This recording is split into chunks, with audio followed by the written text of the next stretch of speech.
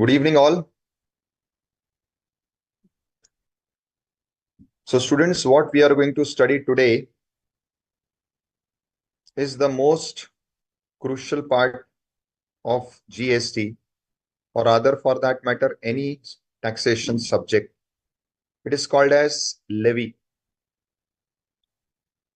Now, in this particular chapter, we are going to mainly study technically only one section, which is section 9. But that section has linkage with many other topics, many other sections. So by default, we'll be covering multiple aspects in this chapter. But yes, the basic analysis or the basic point of this whole chapter is your levy, that is section 9. Now, what is levy? Levy or charge is a common word which is used in taxation laws, which says that whenever a particular condition is satisfied, that particular taxation law imposes the tax, levies the tax. That is what is the concept of levy. So levy basically is charge of the tax on the public, charge of the tax on a particular transaction, and the section which creates this charge is called as the charging section or the section creating levy.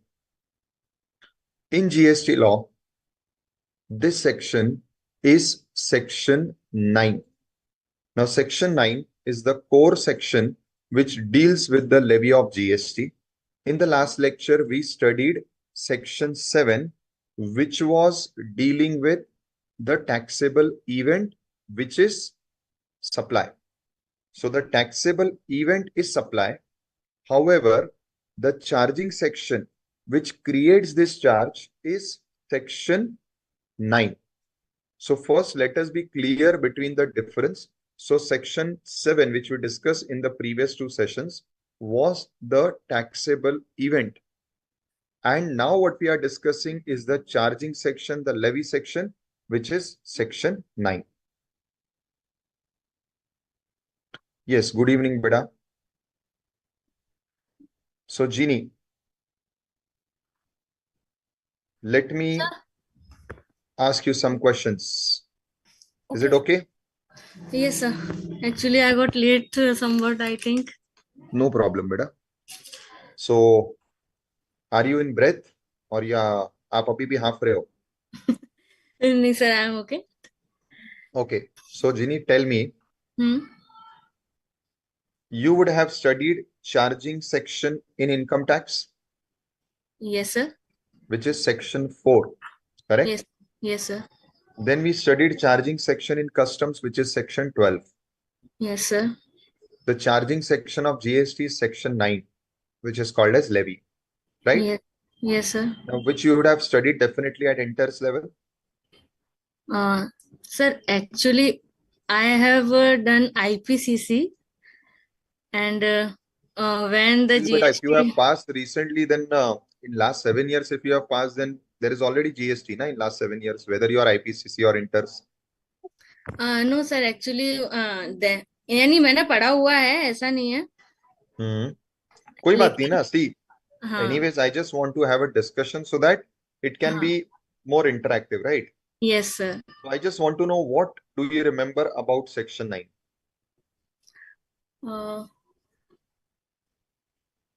या आपको क्या याद है कि GST किस पे लगता है, क्या करने पे लगता है, या सेक्शन 9 ऑफ जीएसटी क्या कहता है?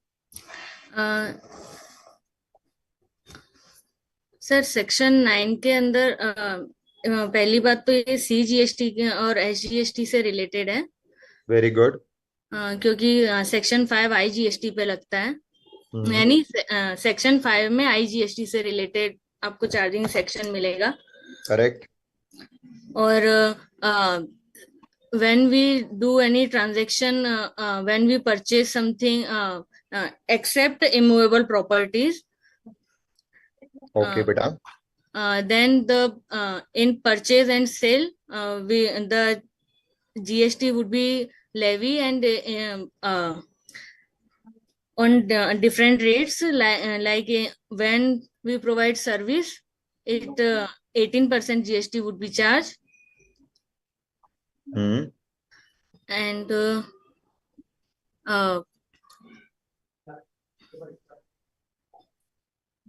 Okay.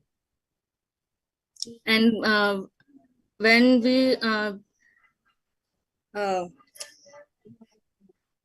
only register in this when we purchase something, we have to pay to the supplier the amount including GST. And Okay.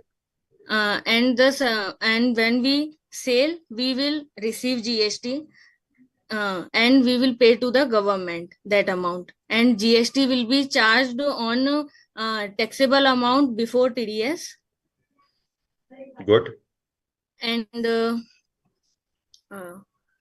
So sorry, whatever you are saying delay is हो रहा है coming मुझे. from your practical experience, right? Sorry, sir.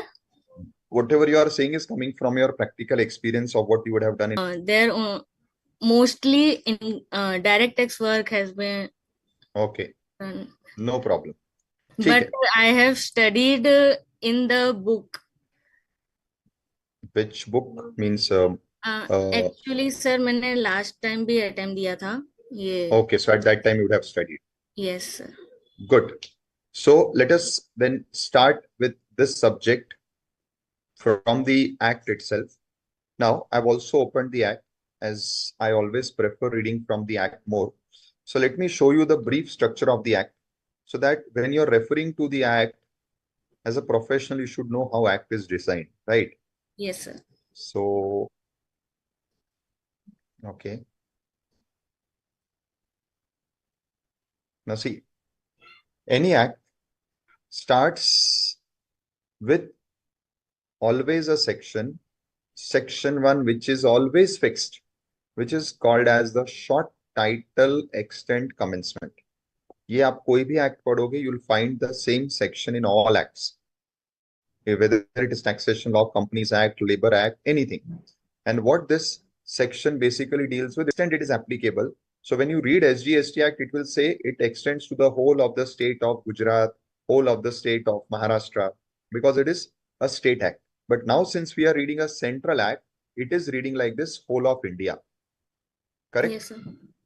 Even that time read like this, it extends to whole of India except the state of Jammu and Kashmir. Further, within 8 days, it got also applicable to Jammu and Kashmir.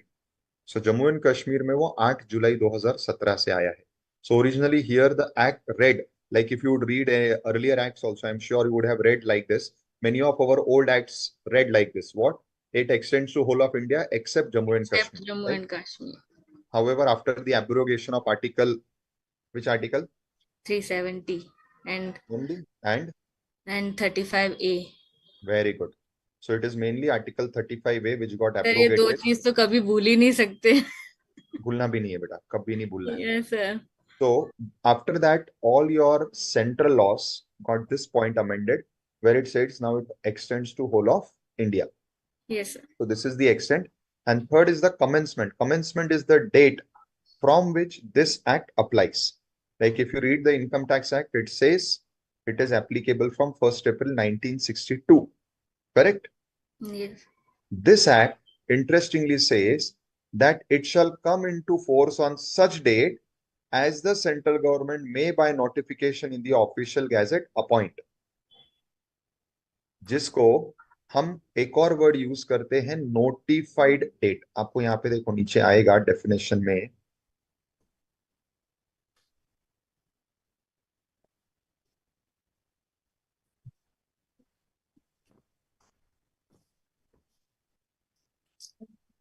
Notified date,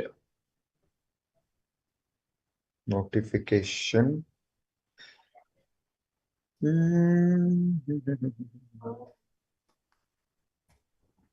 क्या पता कहाँ पे है. Okay, maybe we'll find it somewhere. So interestingly, what does the commencement says? It says it shall be applicable from a date which the central government will notify, correct? And then we all know it is 1st July 2017. Further, interestingly, it says provided that different dates may be appointed for different provisions of the act. Okay? Now we all know that for GST, the notified date is 1st of July 2017. 17.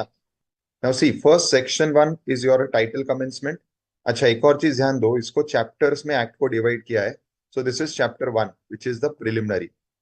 और इसमें क्या है, एक section 1 which is title commencement. Section 2 also is same in 90% of the acts. 90% of the acts का section 2 क्या रहता है? Definition. Correct? So we have all the relevant definitions. And then, yes, sorry, it is not the notified date, it is the appointed day. So what is the appointed day? Appointed day means the date on which the provisions of this act shall come into force. So जहां पे भी आपको word appointed day आएगा, you have to remember it is 1st of July 2017. Now, every act, section 2 is fixed, or rather in 90% of the act, section 2 is fixed. It is definitions. So basically, act का flow कैसा है? Act अपने आप को introduce करता है, और act कौन सी भाषा यूज करने वाला है, कौन से टर्म्स यूज करने वाला है, वो उसे डिफाइन करता है. So firstly act is talking about itself, which is the preliminary, which is chapter 1. हम यहाँ पे आके चैप्टर 1 खत्म हो जाता है. Then chapter 2, as you can see, the name is administration. Now how will this act run? Act तो parliament ने पास कर दिया, बट पार्लियामेंट उसे रन नहीं करती है. Act is always pass by the parliament, which is the legislative body, but it is always run by the executive body, which is the executive government, which is the entire government machinery, including the CBIC board and all the department and its officers. So इस chapter में आप देखोगे, chapter 2 deals with administration, जो generally हमारे syllabus में कभी ऐसे importance का नहीं होता, but now as a professional we should know what our act looks like. So chapter 2 of GST Act is saying administration, in which you have firstly section 3 provides who are the officers. तो आपको officers के नाम दिए हैं ranking wise. Then chapter 4 says who will appoint which level of officers. 5 deals with powers of the officers. 6 deals with, we call it as cross empowerment. Cross empowerment मतलब आप ये central act पढ़ रहे हो, मगर आपके पास स्टेट ऑफिसर्स भी और सेंट्रल ऑफिसर्स भी है. So state officers will also have role in central act, और यही स्टेट एक्ट में लिखा है कि central officers will have role in state act. So basically section 5 जो पावर दे रहा है, उसके बाद section 6 deals with cross empowerment. What is cross empowerment? Central act state officers को पावर देता है कि you can take action, and state act जब आप पढ़ते हो तो सेंट्रल ऑफिसर्स को भी पावर देता है. That is what is called as cross empowerment. तो ये है chapter 2 which deals about the administration. तो उसमें आता है ऑफिसर्स कौन है, कौन अपॉइंट करेगा, what are their powers. Then comes chapter 3, जहां से एक्चुअल में हमारा सिलेबस शुरू हो गया. In our first session, in first 2-3 sessions we discuss the section 7 which is the taxable event, along with section 8, क्योंकि 8 भी टैक्सेबल इवेंट के बारे में बात कर रहा है, सिर्फ वो कंपोजिट सप्लाईज के बारे में बात कर रहा है. And then you have section 9 which is our today's topic of discussion, जिसका heading है levy and collection. And you also have section 10. section 10 भी एक levy है, which is a special levy छोटे businesses के लिए, जिनको regular provisions implement करना, follow करना शायद possible ना हो. So उनके लिए एक simplified तरीका दिया है GST pay करने का. So you have two levies. One is a normal levy, and then you have section 10, which is the composition levy. Now, interestingly, भरे आज का टॉपिक कॉम्पोजिशन लेवी नहीं है, but let me just bring this in front of you. Hello अनुभव, how are you बेटा? Hello अनुभव,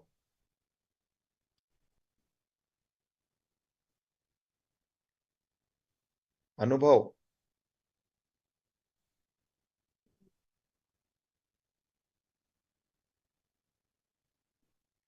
See, we'll read section 10, even though it is not our topic, but it has some linkage with section 9. That is why I want that we first read section 10. So how does section 10 reads?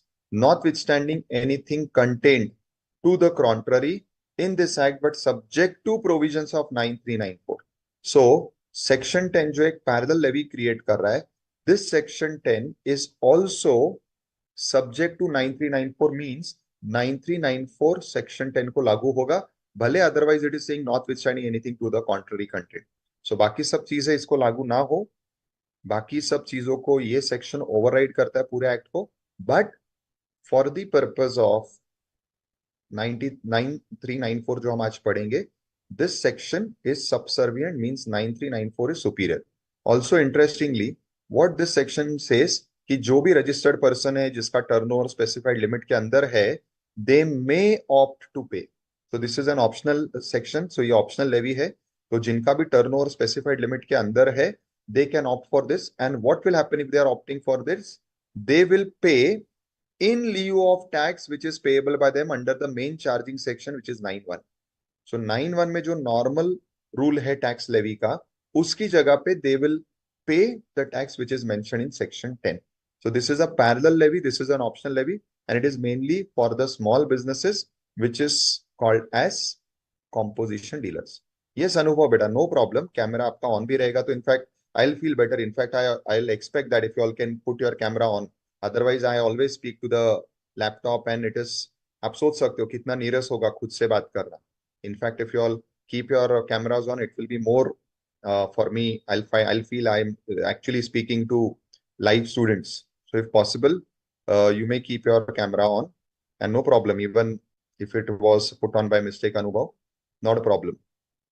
So understand students, our today's topic is levy. In levy, the main section is 9, and then there is an option or parallel section in the form of section 10. But what is important to note is section 10 is an option, and this is the most interesting part. It says it is in lieu of the tax which is payable under 9(1). So जो 9(1) में आपको tax pay करना है, उसी का आपको option दिया है in section 10, whereby you may opt to pay tax under section 10 as per the workings or as per the conditions given in section 10. So this is what we'll be studying later on when we come to this chapter.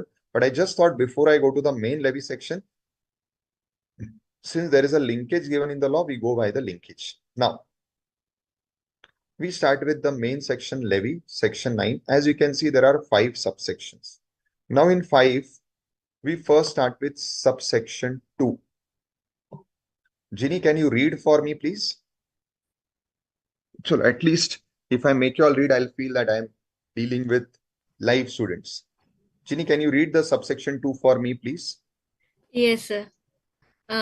Subsection 2, the central tax on the sorry, sir. No problem. आराम से पढ़ो. So the central tax. Yeah. The central tax on the supply of petroleum, crude, high-speed diesel, motor spirit, that is commonly known as petrol, natural gas, and aviation turbine fuel shall be levied with effect from such date as may be notified by the government on the recommendations of the council. Now, एक बहुत interesting चीज बताता हूँ students, pay attention. Yes, sir. What is this important thing? This important thing is that whenever we talk about GST, we all know that alcoholic liquor is outside GST, correct? Yes, sir. And also we know that these 5 petroleum products, जिसका भी आपने नाम पढ़ा, motor spirit यानी petrol, natural gas, then aviation turbine fuel means जो plane में use होने वाला fuel है वो, diesel, etc. जो 5 चीजें हैं वो GST के बाहर है. And even the alcoholic liquor is outside GST. So we know these broadly 2 category of things are outside GST. But the interesting difference is alcoholic liquor is outside GST by the constitution itself. So when you read Constitution Article 246A, which has brought levy of GST, read with the definition of GST, that itself is keeping alcoholic liquor outside the scope of GST. So alcoholic liquor is outside GST as per the Constitution. However, petroleum products are not outside GST because of Constitution. In other words, Constitution ने petroleum products को GST में cover करने का रास्ता खुला रखा है.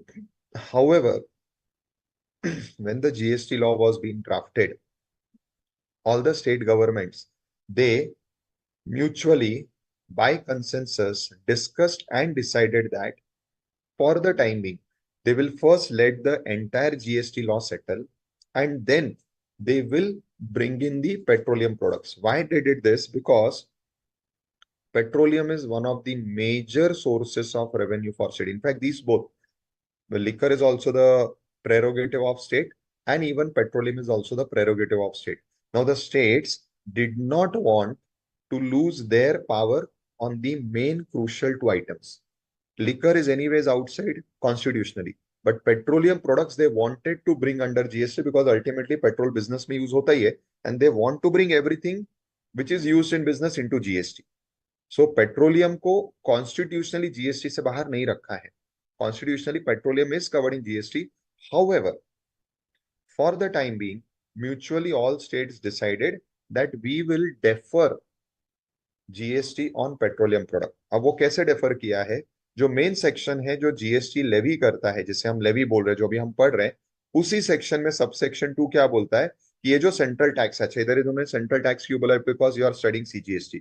You read SGST, they will say state tax. You read IGST, they will say integrated tax. तो उतना ही एक फर्क है. So they are saying the central tax, जिसके अभी हम लेवी की बात कर रहे हैं इस एक्ट में, on these 5 petroleum products shall be levied. तो लेवी तो होगा क्योंकि उसका पावर ऑलरेडी जीएसटी को मिल चुका है कॉन्स्टिट्यूशनली, बट उसका डेट थोड़ा सा हम आगे पोस्टपोन कर रहे हैं. सो वो लेवी ऐसे एक फ्यूचर डेट से होगा which will be notified, which will be informed by the government, and obviously everything in GST is on the recommendation of council. So this will also be done on the recommendation of the council. I hope beta you understood the difference between petroleum के पांचों products GST से बाहर कैसे हैं, and how your this is outside GST, your alcoholic liquor. Yes? Yes, sir. Any doubts or questions in that? नहीं sir, अभी नहीं. ठीक है. सो नाउ सबसेक्शन 2 ने क्या किया है? जो लेवी हम पढ़ रहे हैं, जो कि बात करने वाला है कि हमें जीएसटी लगाना है, किस पे लगाना है, उसमें उन्होंने बोल दिया भाई आप फिलहाल ये पेट्रोलियम के 5 प्रोडक्ट्स छोड़ दो. So effectively 6 things are now outside GST. 1, alcoholic liquor which is by constitution. तो उसके लिए तो लेवी को कुछ बोलने की जरूरत नहीं क्योंकि कॉन्स्टिट्यूशन ही बाहर कर दिया है. और उसको छोड़ के बाकी जो भी चीजें जीएसटी में है, उसमें से 5 पेट्रोलियम प्रोडक्ट्स को they have kept outside GST. Now we read subsection 1. And how does subsection 1 reads? Subject to provisions of subsection 2. इसलिए मैंने पहले subsection 2 पढ़ने को कहा because subsection 1 is subject to subsection 2. Means what? कि पहले आप subsection 2 पढ़ो क्योंकि subsection 1 is subservient, it is below subsection 2. That is why we first read subsection 2. तो अब हमें एक चीज पता चल गई कि सबसेक्शन 2 से 5 चीजें बाहर हो गई. तो अब जो बची हुई चीजें हैं, जब ये बोलता है subject to subsection 2, it means 2 ने जो बोला है वो अब छोड़ के बाकी चीजों पे अब जीएसटी लॉ टैक्स लगा रहा है. पर कब लगाएगा, कैसे लगाएगा, that is what is given in the section of levy. So basically जो चार्जिंग सेक्शन है या लेवी का सेक्शन है वो क्यों पढ़ना पड़ता है? Because this is the section which levies the tax. तो ये सेक्शन से आपको पता चलता है ये टैक्स कब लेवी होगा, क्या करने पे लेवी होगा, what is the taxable object. चलो टैक्सेबल ऑब्जेक्ट हम पढ़ चुके हैं सप्लाई, बट वो सप्लाई पे लेवी होगा. This is what this section says. Now interestingly, अगर इतना ही ये सेक्शन को बोलना था तो why you have so many subsections? I will first inform you the difference. So subsection 1 levies the tax, and at the end it says it shall be paid by the taxable person. And when you go to subsection 3 and 4, it says that who is the taxable person in 3 and 4? 3 and 4 says the taxable person shall be the recipient. So this 3 and 4 में बस फर्क यही है कि वो बोलता है कि tax shall be paid under reverse charge mechanism by the recipient. Now what is this word reverse charge? Reverse मतलब उल्टा. तो जो सीधा है वो क्या है? सबसेक्शन 1 सीधा है. सबसेक्शन 1 क्या बोलता है कि भाई tax will be paid by the taxable person who is the supplier of the transaction. However 3 and even 4 says that the tax will be paid by the recipient for only limited cases which are covered in 3 and 4. And then 5 says what? 5 बोलता है कि अब हम थोड़ा और अलग हो जाते हैं. So subsection 1 is normal charge या forward charge. So remember this term normal charge or forward charge. जो सबसेक्शन 1 है, जिसने सप्लायर पे वो लेवी क्रिएट किया है, लेवी मीन सप्लायर को टैक्स भरने को कहा है।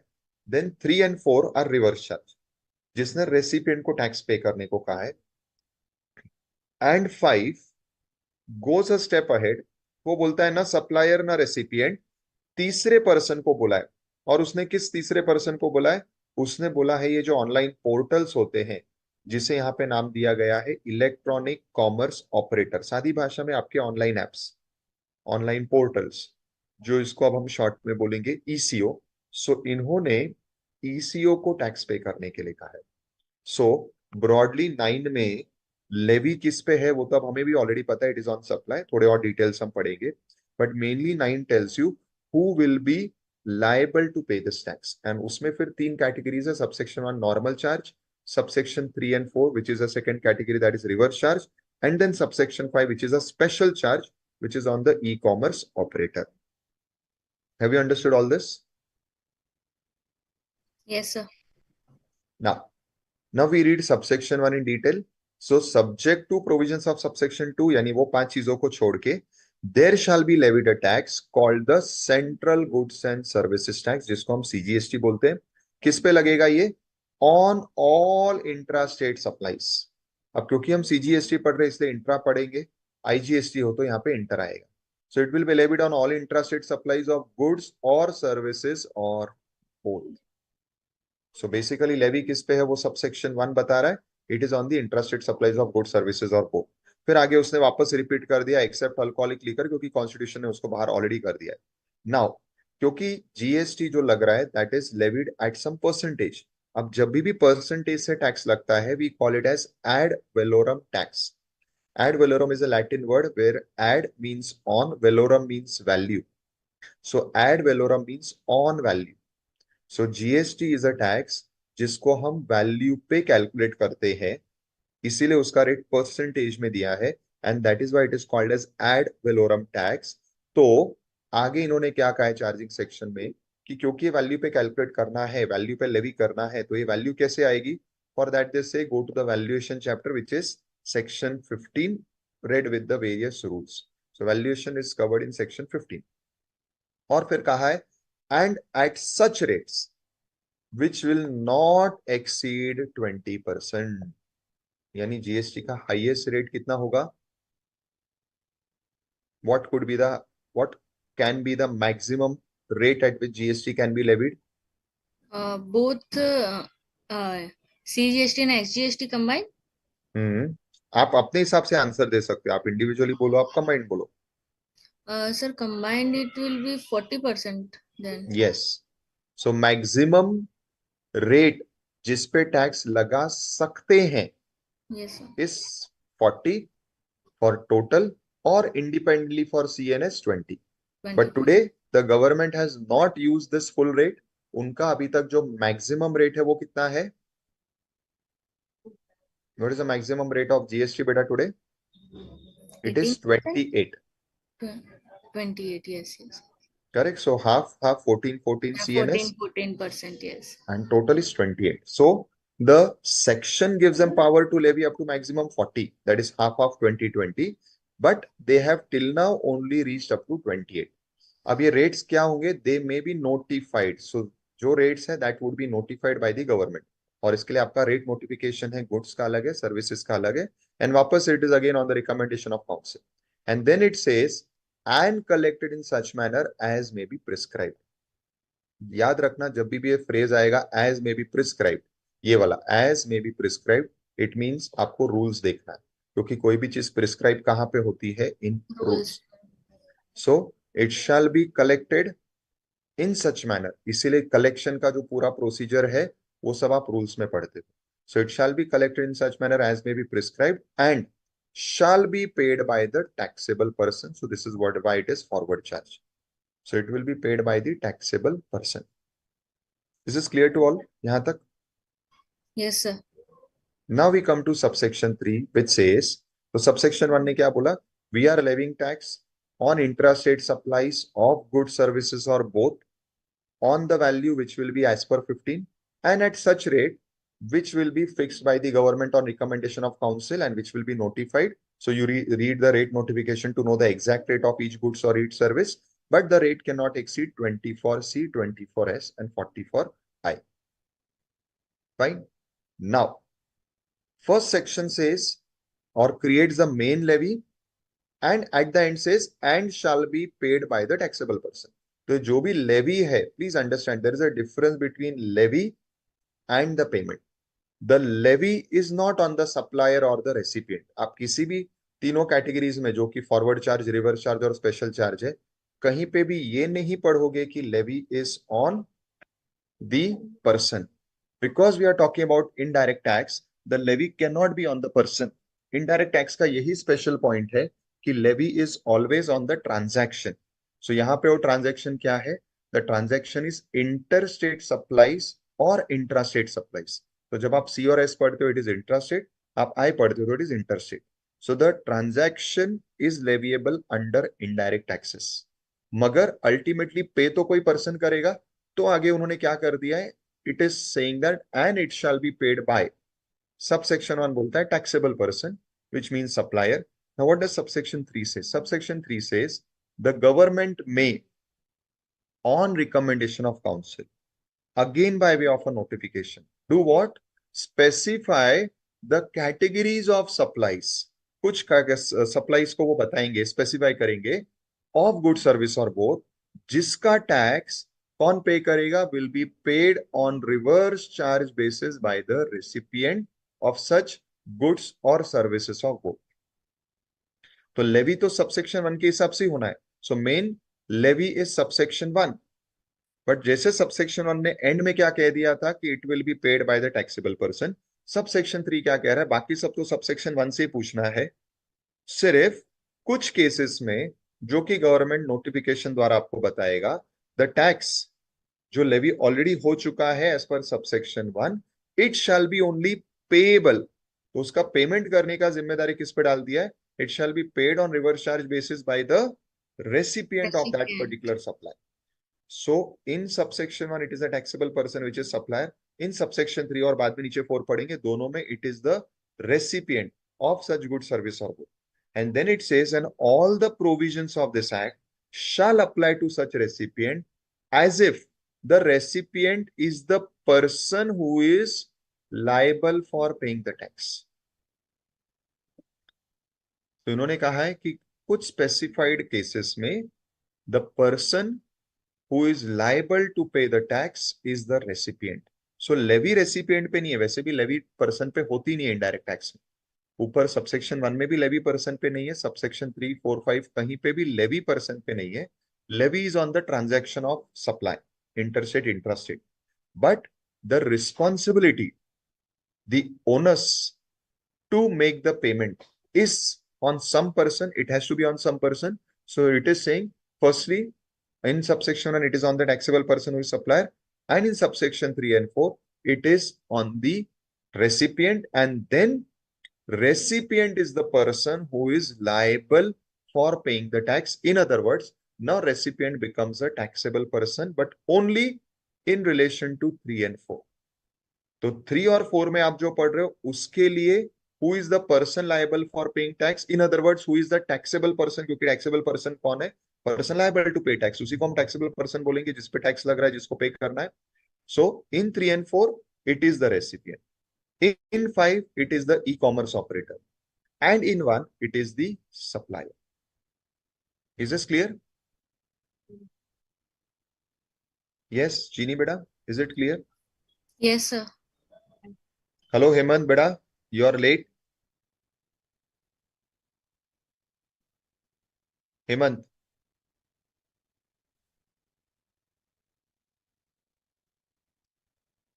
Okay, let us proceed. Now we go to subsection 4. Subsection 4, again Jeannie, can you read for me?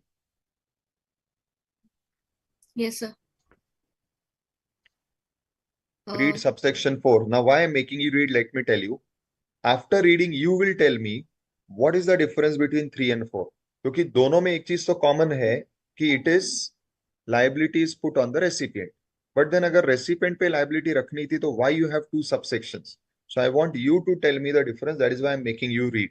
So read first and then you tell me what is the difference. Yes, sir, I will try. Subsection 4. The government may, on the recommendation of the council, by notification, specify a class of registered persons who shall, in respect of supply of specified categories of goods or services or both, received from an unregistered supplier, pay the tax on reverse charge basis as the recipient of such supply of goods or services or both, and all the provisions of this act shall apply to such recipient as if he is the person liable for paying the tax in relation to such supply of goods or services or both. Now see what patch I have highlighted. If you read subsection 3 or subsection 4 का ये patch copy paste है. Correct? See, paid on reverse charge basis. ये वाला patch यहाँ पे. Yes, yes, sir. और वही चीज यहाँ पे नीचे. So ये पैच और यहाँ पे pay the tax on reverse charge basis and he shall be treated as if he is the person liable to pay tax is copy paste. Yes, sir. दोनों केस में in subsection 3 and subsection 4 the liability has been put only liability to pay. Levy, as I said, is always on the supply. Liability to pay has been put on the recipient. But then what is the difference between 3 and 4? Why the lawmakers created two different sections? This is what I want to know. Jeannie, try explaining us. Yes, sir.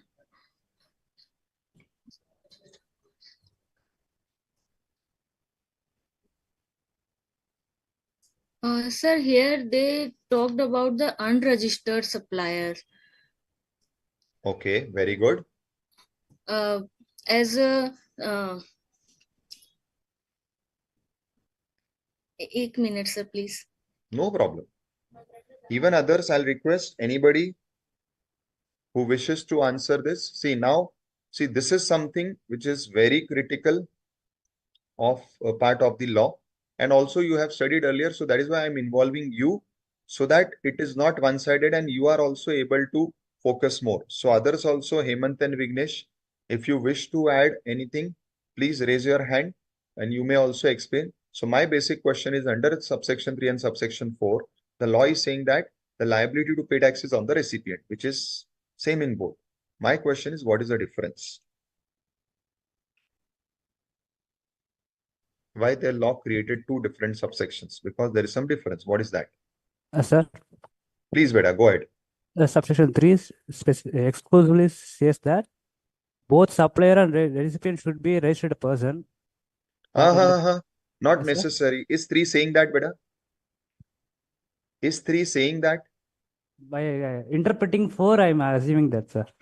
So don't do that. Okay, sorry. When we will read, now we are going to read the list, what is covered in both, right? Okay. So it should not happen that you have a misinterpretation at that time. So 3 is silent. And remember, students, when law is silent, we cannot add the words, like we cannot add the words register over there. So don't interpret it like this. Go ahead, Beta. Okay. Shall I come to first number 4? Yeah. No problem. In that, supplier should be an unregistered person. And the recipient of this is in subsection 4, right? 4, yes, sir. Subsection 4. Good. Recipient should be a registered person. Hence, any supply made between them should be charged under reverse charge. Just repeat this point again. This point again. Any supply you said? Any supply, any supply. Say specified categories of goods and services. Specific. So not any supply. Okay. So very good. Now see, this is the main point of difference. One thing which is common between 3 and 4 is what? Between 3 and 4, specified category of supply will only be covered. So not all supplies would be covered. This is same in 3 and this is also same in 4. So specified category of supply. What is specified category of supply? We will read notification where they have given you a list. So one thing is common, that both 9.3 and 9.4 applies to only limited items which are specified.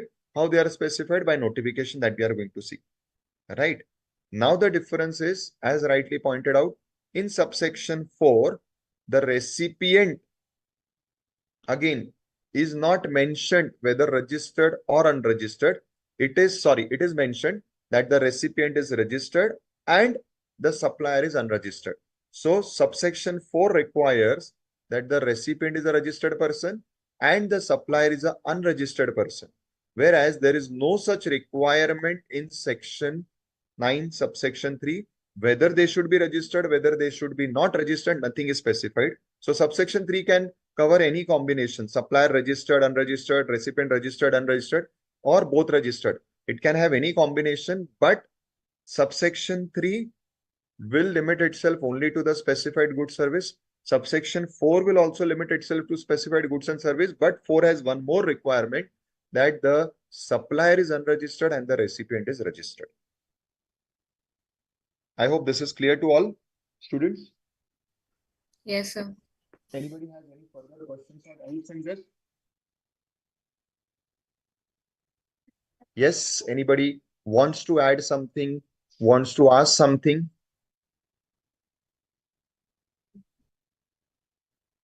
No? So I hope this is clear.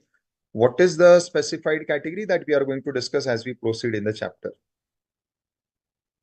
Now we come to subsection 5. Now 5 is even more interesting. 5 says, neither supplier nor recipient, a third person will be liable for paying the tax.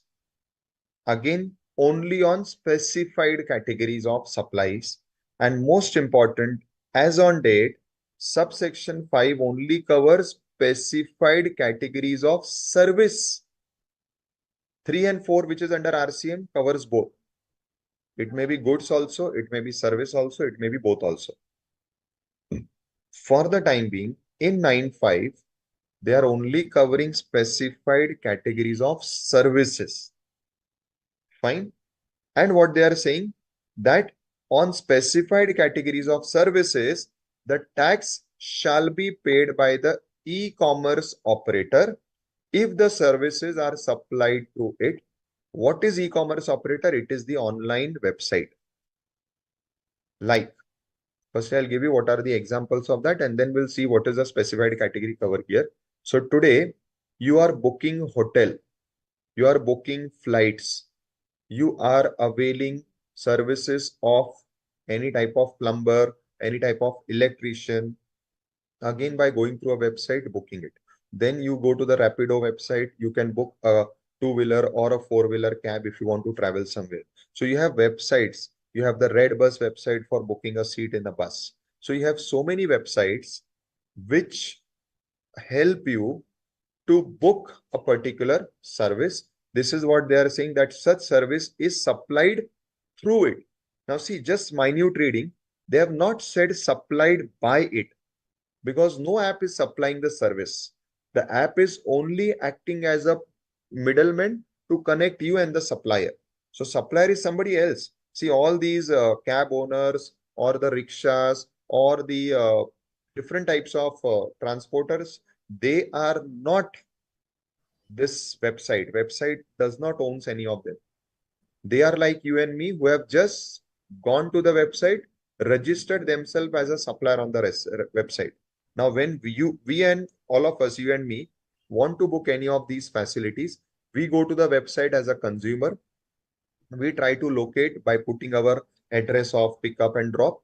And then whoever is the nearby person available, the website, web portal only helps us connect to that person. So the web portal is only acting as a mediator, right? Now, the point is, they have, that is why not said supplied by it. It is supplied through it. I hope you understand the difference between by and through, right? And most important, they say this will also apply only to specified category. What are the categories covered here? We are going to see. And then it says all the provisions of this act shall apply to the e-commerce operator, that is the website, as if he is the supplier liable for paying tax in relation to the supply. Now see, actually there are always two parties only, either the supplier or the recipient. Now in subsection 1, supplier becomes liable. In 3 and 4, you have made recipient liable. Now when in 5, you are making a third person liable, you have to give the third person some status. Because आगे आप जब पूरा GST law पढ़ोगे, आगे सब कुछ GST law में पढ़ते वक्त they have put some procedural requirement on supplier and some procedural requirement on recipient. So आगे वाला लॉ पढ़ते वक्त हम उसको कैसे पढ़ेंगे, एज सप्लायर या as recipient. So that is why they specified कि इनको टैक्स पे करना है and they will be treated as a supplier. So for the purpose of procedural part, tax तो पे करने को मैंने बोल दिया, मगर प्रोसीजरली उन्हें हम क्या ट्रीट करेंगे, they will be treated as a supplier. I hope this is clear to all. तो सर राइट. जो मेन सप्लायर है उसके लिए? फिर वो उसको टैक्स नहीं भरना है ना. तो अब इधर हाँ, मेन सप्लायर कौन हो गया, रिक्शा वाला हो गया, कैब ऑपरेटर हो गया, क्योंकि नहीं आप जैसे अल्टीमेटली उसकी कैब में बैठ रहे हो. एंड एज आई ये, सेड, वो उसका एम्प्लॉय नहीं है ई कॉमर्स ऑपरेटर का. ई कॉमर्स ऑपरेटर और वो आपके इधर जो रिक्शा और बस चल रही हो या जो हम्म। टैक्सी चल रही है, उसका कोई लेन देन नहीं है. राइट. टैक्सी ओनर अपना खुद का अलग बिजनेस कर रहा है, उसने सिर्फ अपने आप को रजिस्टर कर दिया है उस पोर्टल पे, रैपिडो पे या जो भी पोर्टल है उस पे. हाँ, तो सर बराबर. ये जो एप्लीकेशंस हैं, हम्म. अमेजोन फ्लिपकार्ट जैसे जो एप्लीकेशंस है, क्या वो भी इसमें दैट इज कवर ईसीओ. होता है? That is eco. That is eco. But that is not covered in subsection 5, क्योंकि Amazon, Flipkart as on the date are providing what goods or service. आप उनके थ्रू क्या बुक कर रहे हो, आप क्या परचेस कर रहे हो उनके थ्रू, गुड्स या सर्विस. हम उनके थ्रू परचेज तो गुड्स करते हैं, लेकिन वो हमको बस सर्विस प्रोवाइड वो करते हैं जाने ना? दो, अभी अभी नहीं, वो तो आपको सर्विस ही थी, वो जो भी दे रहे हो सर्विस ही है. बट यहाँ पे पॉइंट क्या चालू है कि कौन से सप्लाईज के लिए आप इन एप्स का यूज कर रहे हो. ओके यहाँ सर। पे फिलहाल सबसेक्शन 5 में सिर्फ कौन से सप्लाईज कवर्ड है, supplies of some specified services. तो इसलिए yes. Amazon Flipkart e commerce operator के डेफिनेशन में आते हैं, बट हम्म। फिलहाल वो सबसेक्शन 5 में नहीं आ रहे. Okay sir, clear. Correct. Yes sir. Now interestingly, अब एक बहुत खास बात है इन सारे ऑनलाइन पोर्टल्स की, कि ये पोर्टल्स इंडिया में चल रहे हैं means we are booking our cab or our vehicle through these portals, but these may not be Indian companies and they may not be actually having any place of business in India. Like ये ओला है, Uber है, ये जो भी apps है, ये कहाँ के एप्स है, आर दे इंडियन कंपनीज और are they Indian apps? Ola, Uber.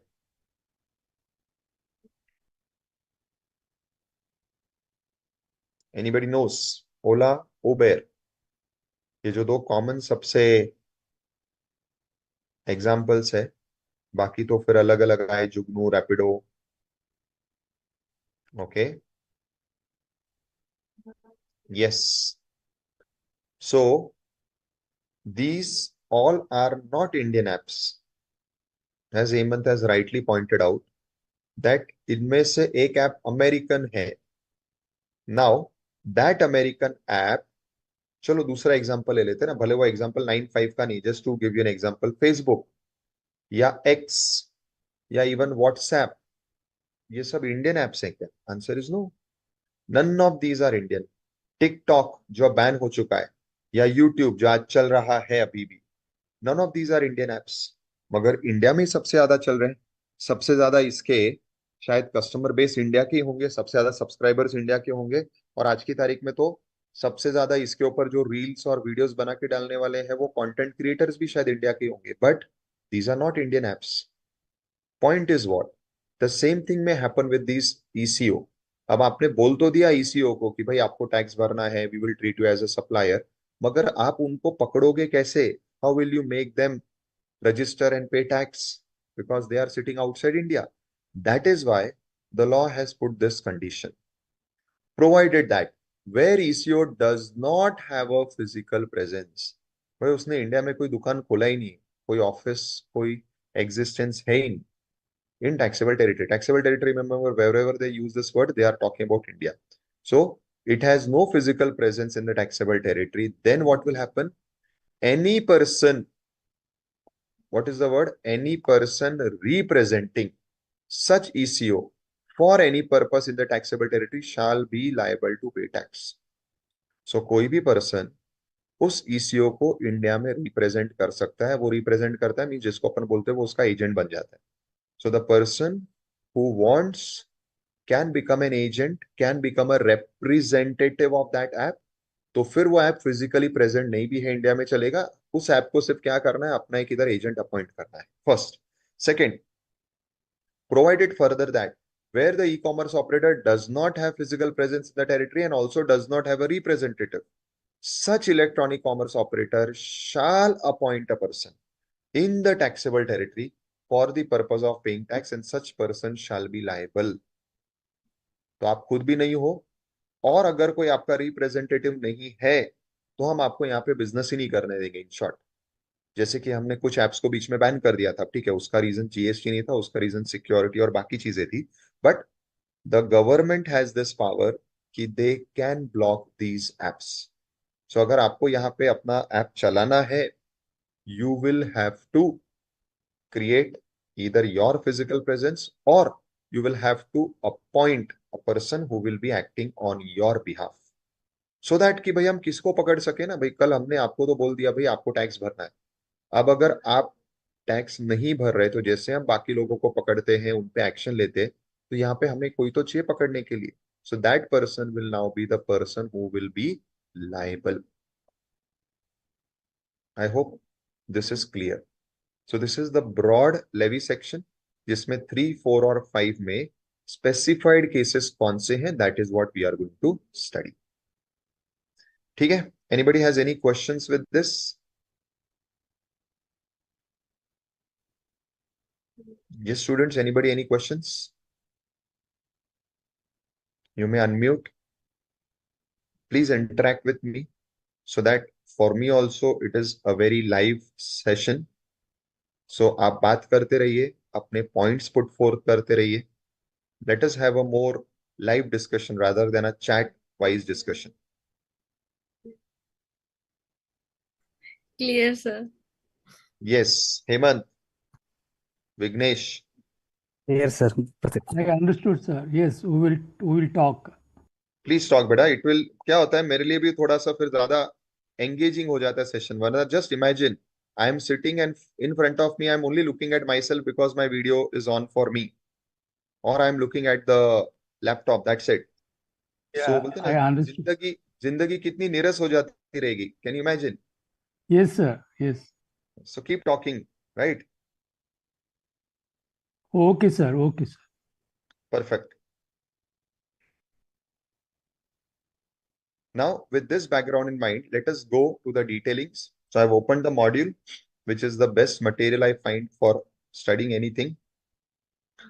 So central tax, जिसका reference section 9 में था, which means the CGST. Integrated tax, which means the IGST. So इसके definition simple है. State tax means the tax levied under the SGST. So ये simple है. Goods हम already discuss कर चुके हैं, so I'm not going. Aggregate turnover की फिलहाल मुझे जरूरत नहीं है, जब पढ़ेगी तो हम पढ़ेंगे. Custom frontiers of India. See, this word means what?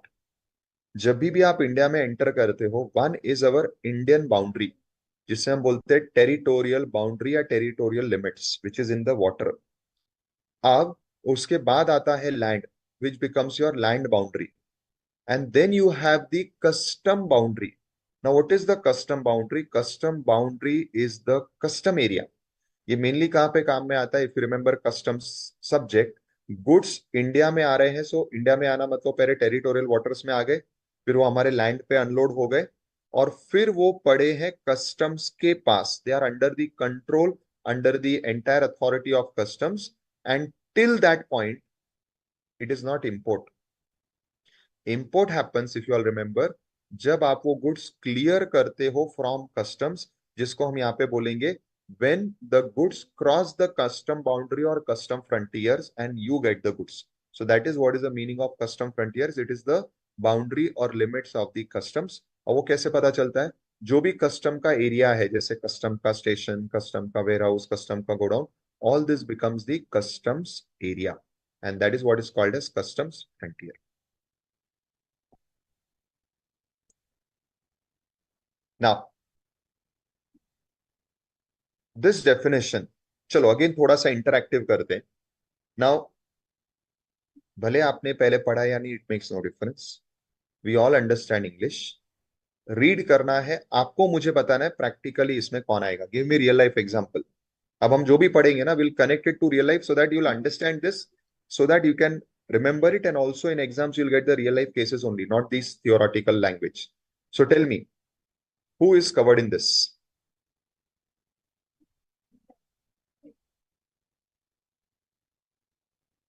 I think we are all getting this information, sir. Now, so who is covered in this? All general public, I can say. Exactly. Perfect. And give me example of general public, what they do when means आप ऐसा क्या कर रहे हो so that you will get covered in this? I'm reading CNN news. I'm reading, what can I say? The foreign magazines which are hosted on the online sites. What about watching anything on YouTube? Yes, I'm also doing that. Yes. No, you are doing that. Everybody is doing that. My point is whether it is covered here. Because you emphasize more on the reading part. Now I'm saying you are watching something on YouTube or on any such online portal, or you are downloading something from a particular website, which may be even some song, some clip. So whether that is also covered, or only websites where you can go and read something is covered. Talks about online information and database access. So that means it is text information. That's what I understand from this. That is why I particularly ask this. So if somebody is watching, a reel, or somebody is, let us say, now today we had our Maharashtra election results. So I go to the YouTube to watch the news and to hear the news. Am I not covered here for this? Only if I read something from some written text on the website, only then I will be covered. It talks about retrieval of services. So I think it will be covered in that. Exactly. So this is what I want to clarify. Ki whenever you are accessing information or database in any form, it may be written form like Google. I type something, I get the link, I go to that particular website, I read, I download. Or I go to any of these portals where I can watch the live videos, which may be YouTube, anything. I may even go to different other portals like your LinkedIn and all. Over there also I'm reading post. I may be downloading, copying the post. So all these online platforms are covered, and we are the unregistered persons, because as you rightly said, the common public is what is covered over here. So who is non-taxable online recipient? The common public. So it means unregistered persons receiving the online information database. And information database can be in any form, in visual form, in text form, in audio form, right? Access or retrieval. What is access or retrieval? Access means either you are only going and reading, and retrieval means you are even downloading, right? Correct. And you are located in India. So it is covering all of us. And ये basically किसके लिए बनाया है? For all these online platforms like YouTube and all the TikToks and all, for all these platforms, we are the non-taxable online recipient. Fine. Prescribed means prescribed by rules. Registered person means person registered under 25 वगैरह वगैरह. अभी मैं उस पे ज़्यादा focus क्यों नहीं कर रहा हूँ? Because that we are going to read more in that chapter. Reverse charge. So here, first time for the word in section 9.1 was reverse charge. See, what was 9.1 saying? I'll just go back to that. It said that, not 9.1, 9.3 said that for certain specified category of supply of goods, service, or both, the tax on which shall be paid on reverse charge basis. Now, what is this reverse charge? That is what is defined, right? Ginny, please read for me, beta. Yes, sir. Reverse charge. Reverse charge means the liability to pay tax by the recipient of supply of goods or services, or both, instead of the supplier of such goods or services, or both, under section 9 subsection 3 and or section 9 and section 9 subsection 3 and section 9 subsection 4, or under section 5 subsection 3 and section 5 subsection 4 of the IGST Act. Simple. So what is reverse charge? Where the liability to pay the tax is shifted on the recipient from the supplier. Fine. And it is under the specified sections only. So except those sections, there is no other scenario where the case will be reverse charged. Now I'm not reading the definition of services. We have done that. Now, supplier. In this chapter, this definition is not much relevant. Why? Because we are not going to study anything about supplier's role or something. It will be relevant in future chapters, but just in a flow, we'll be reading supplier and recipient both, because ultimately in subsection on supplier is the person liable to pay tax, and in 3 and 4 it is the recipient. So let us read who is supplier. Jeannie, please read the first part, which is not in bold. Supplier in relation to any goods or services or both shall mean the person supplying the said goods or services or both, and shall include an agent acting as such on behalf of such supplier in relation to the goods or services or both supplied. Okay. So what is basically the definition saying? It simply says the person who is supplying. So very simple definition. So whoever makes the supply, he is the supplier, and that is logical. And then again, it says it shall also include the agent who is acting on the behalf of supplier. So it may happen that in a particular transaction, I am not supplying. I have appointed my agent to do that. So in that case, the agent will be treated as supplier. Fine. So the definition is simple of supplier. In one line, I'll say supplier means the person supplying. Now comes this bold part. To understand this bold part, which is a recent amendment, let me first give you a background about this so that you'll understand what is written over there. Otherwise, it is very technical. So this particular amendment is made from 1st October 2023, that is around a year back. Now, why this amendment was made and for what this amendment was made, let us understand. This amendment is made exclusively for online gaming, online betting, online gambling, online casinos, for all these type of persons. Now again, when I say online, it is through some online gaming portal. Now we see so many online gaming portals, websites, on which either you have the app which you can download, or you may just register over there and you get the link and you can join and play. Now, all these online gaming portals, like what is normally we see the TV ads like Ludo, Teen Patti, Rummy, Poker, all these are the online gaming apps. Now, these online gaming apps are also treated as suppliers. This is what is in simple, the meaning of this entire bold portion. Now, let me go further because we need to understand each and every word used in that, and we need to connect it with this particular point. So, the point is, when we go to these portals or when we download their apps, when we make our account on the apps for playing a particular game, in that case, we are the players and we get the facility of participating in some game, in some event, in some competition. How we get this facility? We get this facility by making payment of some amount, which is the fee that you have to pay for playing the game, which is normally the bet amount. So let us say you want to play Teen Patti. So there will be, let us say, rupees 100. So you put a bet of 100. So you participate in that particular game. Now in some games, it may be unanimous. You can put any amount because whatever you put on that basis, you win. In some games, it is always fixed that for playing that game or putting a bet, it is always rupees 10, rupees 20, rupees 40, rupees 50. So either the prices may be fixed or it may be like a random, like how in all these card games, it is your choice what you want to put on stake. In this particular case, the point is the online gaming company who has created the app, who is running the app, is what is called here as the supplier.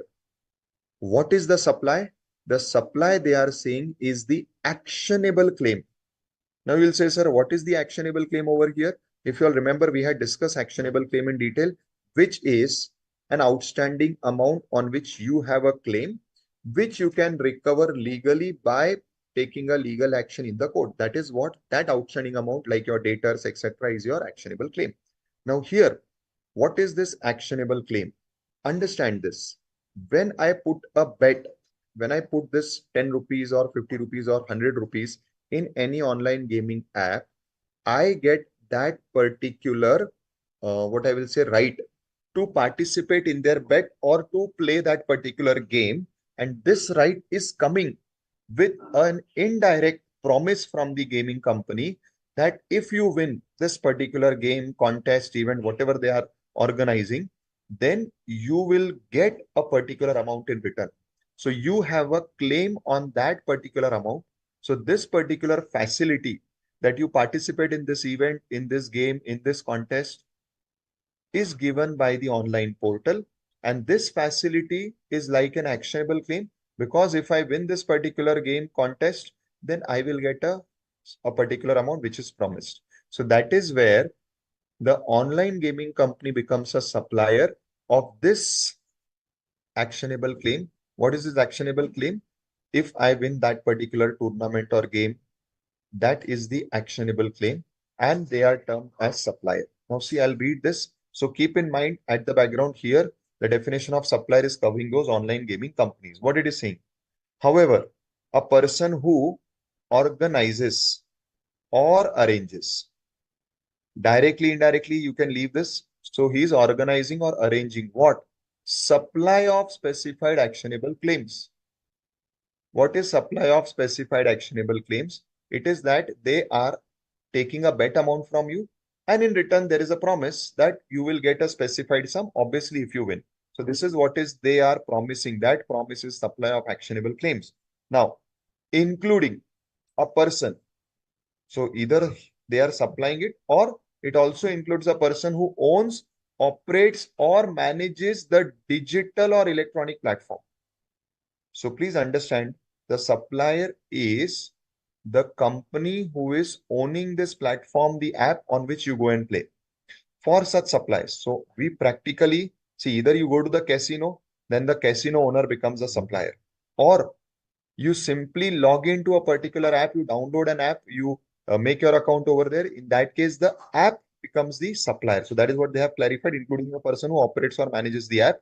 For such supplier shall be deemed to be the supplier of such actionable claim. So these people are deemed as supplier for these all gaming facilities. So whenever you are playing a game by putting a bet amount, then all these persons, whether the physical gaming places where you join or online what you are joining, they are deemed to be supplier of the actionable claim. What is the actionable claim? When you put the bet, you are having that particular option that if you win, you will get an amount. So you now have a claim on that amount. That is what they have given to you, supplied to you.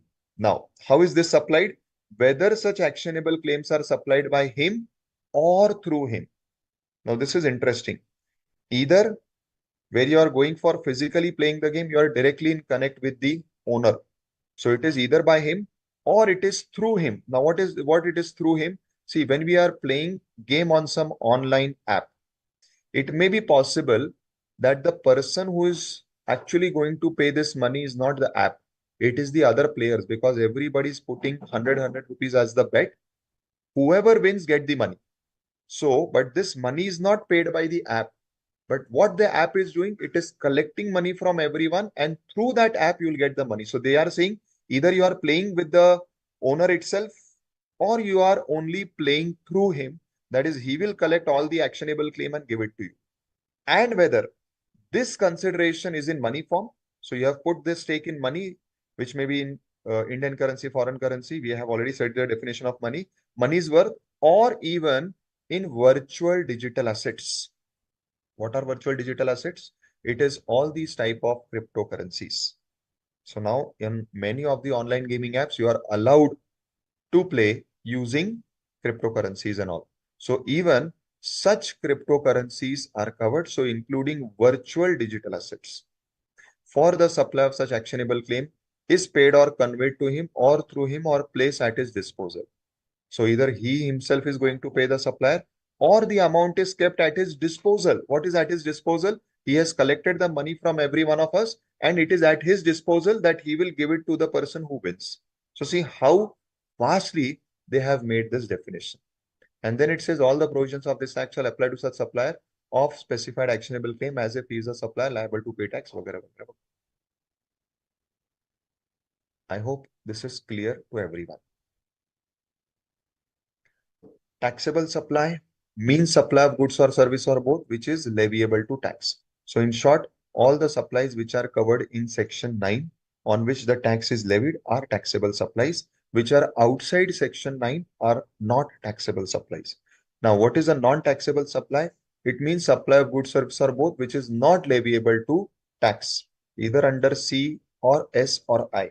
Now here they have only mentioned C and I because we are talking about central taxes. And in SGST, you'll read S or I.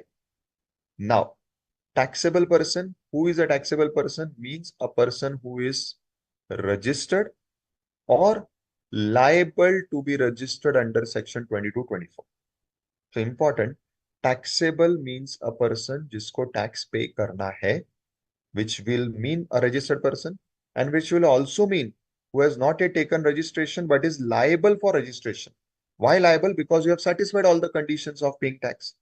So जो भी conditions है जो GST law में हम आगे पढ़ते हैं, once you satisfy all those conditions, you become a person liable for paying tax.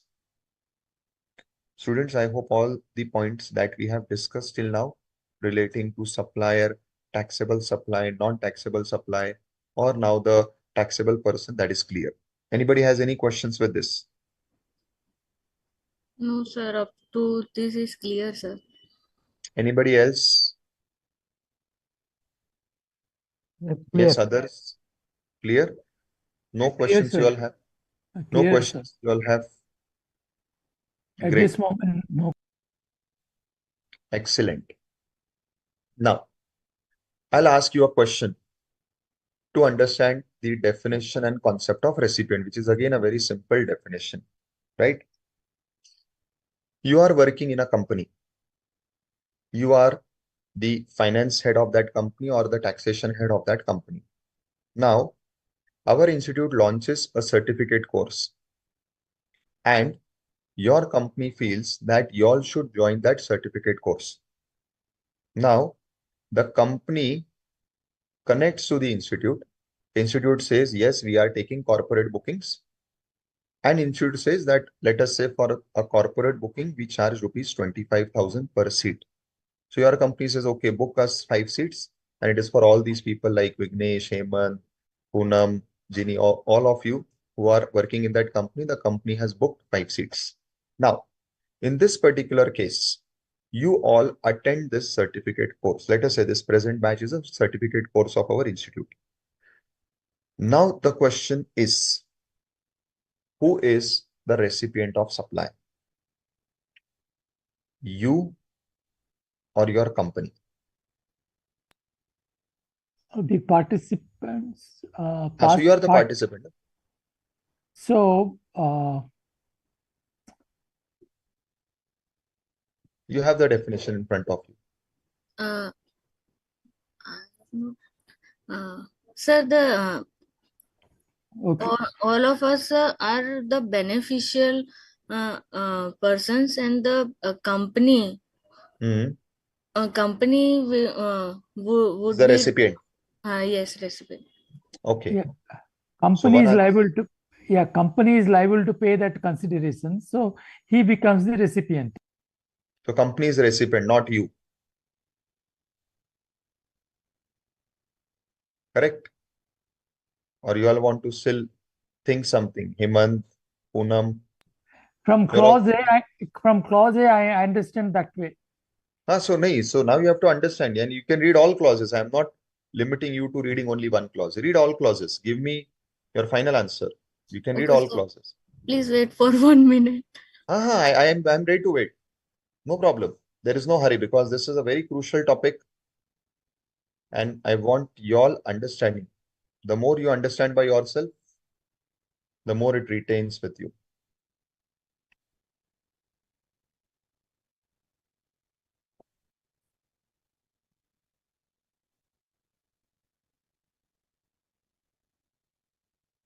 Question is open for all. Sir, who makes the payment, he becomes the recipient, sir. If I am correct from clauses A, B, and C, the person who makes the payment, he becomes the recipient. Is this same in clause B and C? You are saying as per A, B, and C all. Is it same in all?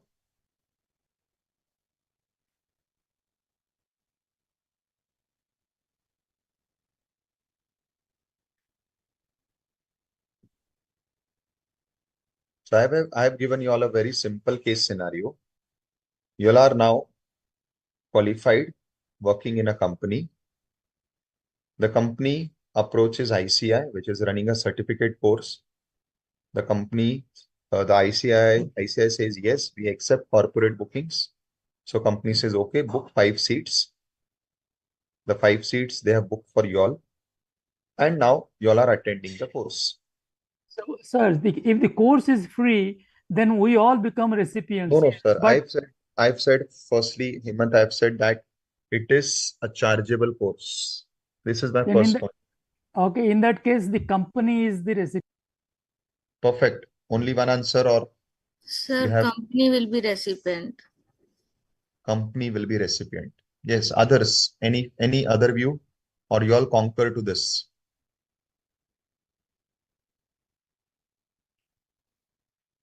Sir, now Everybody debate concurs to will this? get started. Sorry? Now debate will get started. No debate. There is no scope. See, I'll not let the debate happen. Now, if there is anything, I will ask counter questions. Don't worry for that. So answer is yes.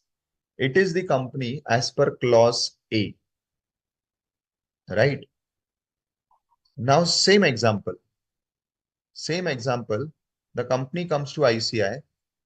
It says that we want our finance and taxation head executives to join the course.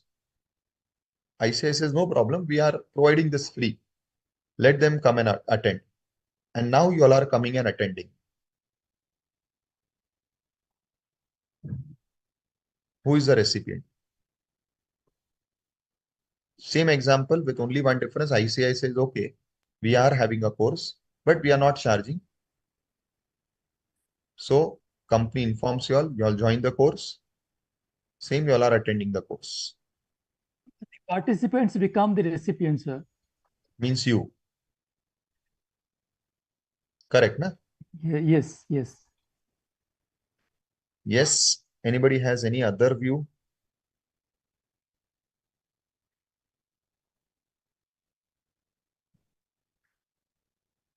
Who is the recipient? Answer is yes. You are the recipient, and now the answer is coming from clause C. So please understand. Now see, this is what I want. Now, since this topic is now more practical topic, let us have more understanding. I will not explain everything myself. I will start asking questions. This will make you all read and think. So now what you understand from this very crucial point of discussion is the definition of recipient. Firstly, let me inform you why it is so crucial.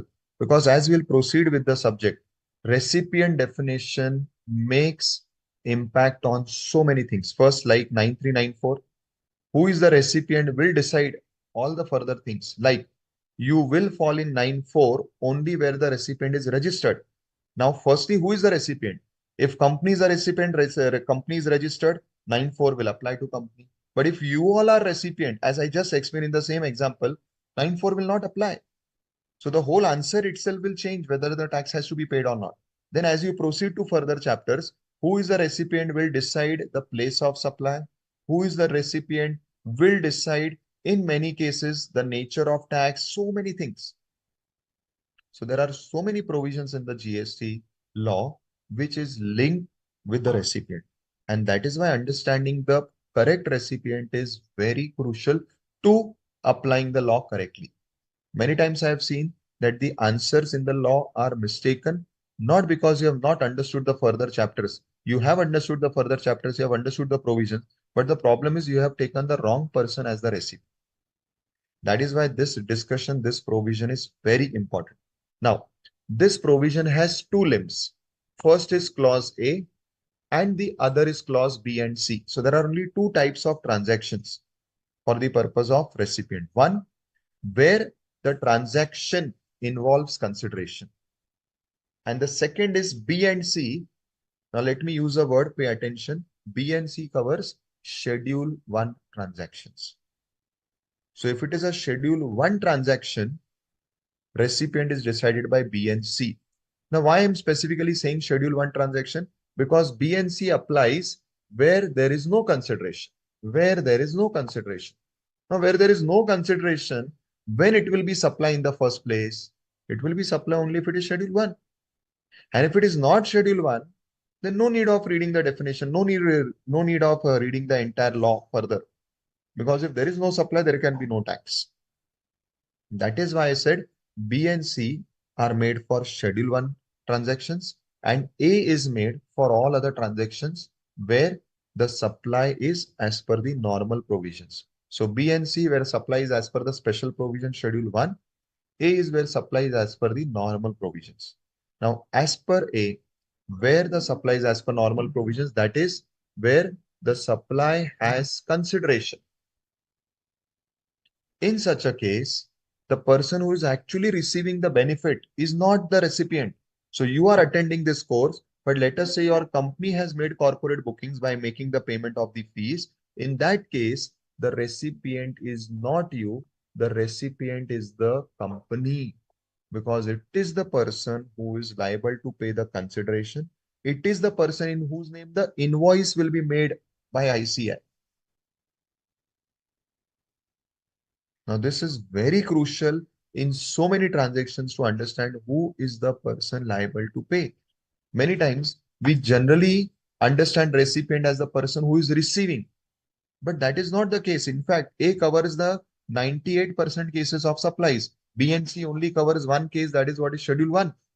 No other case will be covered in B and C. So all the cases of supply, the regular and the normal cases of supply will all be as per A.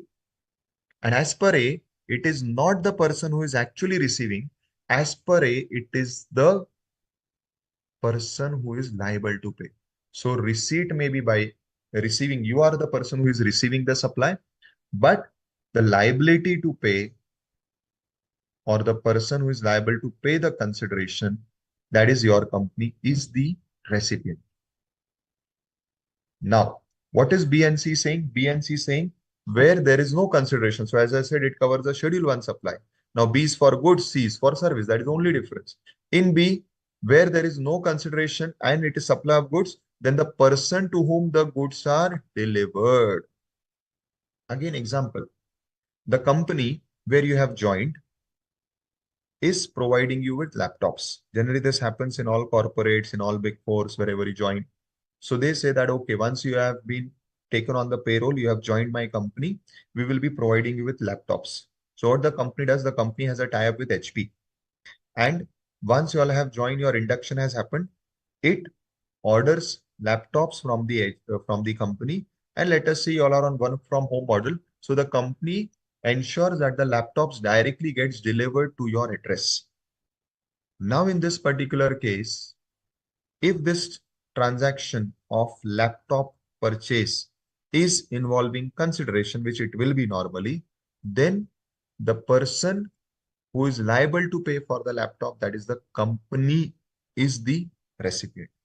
And let us say, just for theoretical purpose, that if this transaction is without a consideration, but it is a supply falling in Schedule 1, in that particular case, the recipient is you, because you are the person to whom the goods are delivered or made available, or to whom possession or the use of goods is given. So it is you. Similarly, for service, as I said, you all are joining this course and the course is free. Then in that particular case, who is the recipient? Recipient is the person to whom the service is rendered. So we are rendering service to you, so you become the recipient. This is the most important point. And again, further it says that recipient will also include the agent acting on behalf. So wherever it happens that the agent is acting on behalf of the supplier, so agent becomes supplier. When agent is acting on behalf of recipient, agent becomes the recipient also. Fine. So after this definition, let us go to the law. So extent and commencement, I already explained at the start. So it applies to whole of India. And India means what?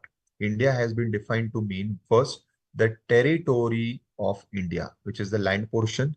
Then the waters of India, which is up to 12 nautical miles in the sea, plus the seabed below these waters. right? And it also includes continental shelf, exclusive economic zone, etc., etc. And third, it includes the airspace. So the land, water, the seabed, and the airspace. All this is India. But how much it is India? See, this is the most beautiful diagrammatic representation. So where the land portion ends and the water starts, that is called as the baseline. So there is a marking which is called as the baseline. From that marking, up to 12 nautical miles in the sea is our territorial waters or territorial boundary.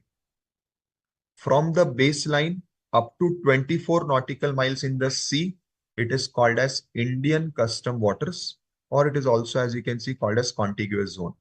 And from this 12 nautical miles line up to 200 nautical miles in the sea is your exclusive economic zone, where you are allowed to do some economic activities. Like right now, we are allowed to drill the crude oil that is there. Generally, in the seabed also, you find crude oil reserves. So where there is crude oil reserves, as per international conventions, you are allowed only that one specific economic activity to be done because it is not your territory. But internationally, every country is allowed to do this particular type of activity going into the sea up to a certain limit, which is 200 nautical miles from their territorial boundary. So this is what is exclusive economic zone. Now, what else is India? So firstly, this territorial waters up to 12 nautical miles is India first. Then the seabed below this, all this seabed is India, plus the continental shelf, the exclusive economic zone, all this is India. So as per international conventions, for the purpose of taxation, this is India. I repeat, for the purpose of taxation and for the purpose of economic activities only. Otherwise, for all political purposes, India is only up to 12 nautical miles. Further, since India is only up to 12 nautical miles, the airspace above us is also India. Again, for all political reasons, it is airspace above our land and up to 12 nautical miles into the sea. That airspace is what is Indian boundary. State GST law, we know. IGST Act, we know. UTGST Act, we know. Okay, we know all these definitions. So section 9, we already studied. Now, they have analyzed each and every word of section 9. We already discussed all this. So I'm just skipping this. So see, this is that amendment which is relating to the online gaming part. So since in case of intangible goods, it is not possible to levy and collect IGST on imports in the manner as provided, as the goods may not be physically crossing. Thus, government is enabled to notify certain goods for whom the proviso may not be applicable, etc., etc., etc. And consequently, supply of online gaming has been notified for the said purpose. This implies that import of specified actionable claim of online gaming will be taxed under IGST. Okay, fine. Now we come to this point, that is reverse charge. Now we understood or read the definition of reverse charge. Now we have to go to the types of reverse charge. So broadly, there are two types of reverse charge, 9394, which is also 5354. And we have seen the difference.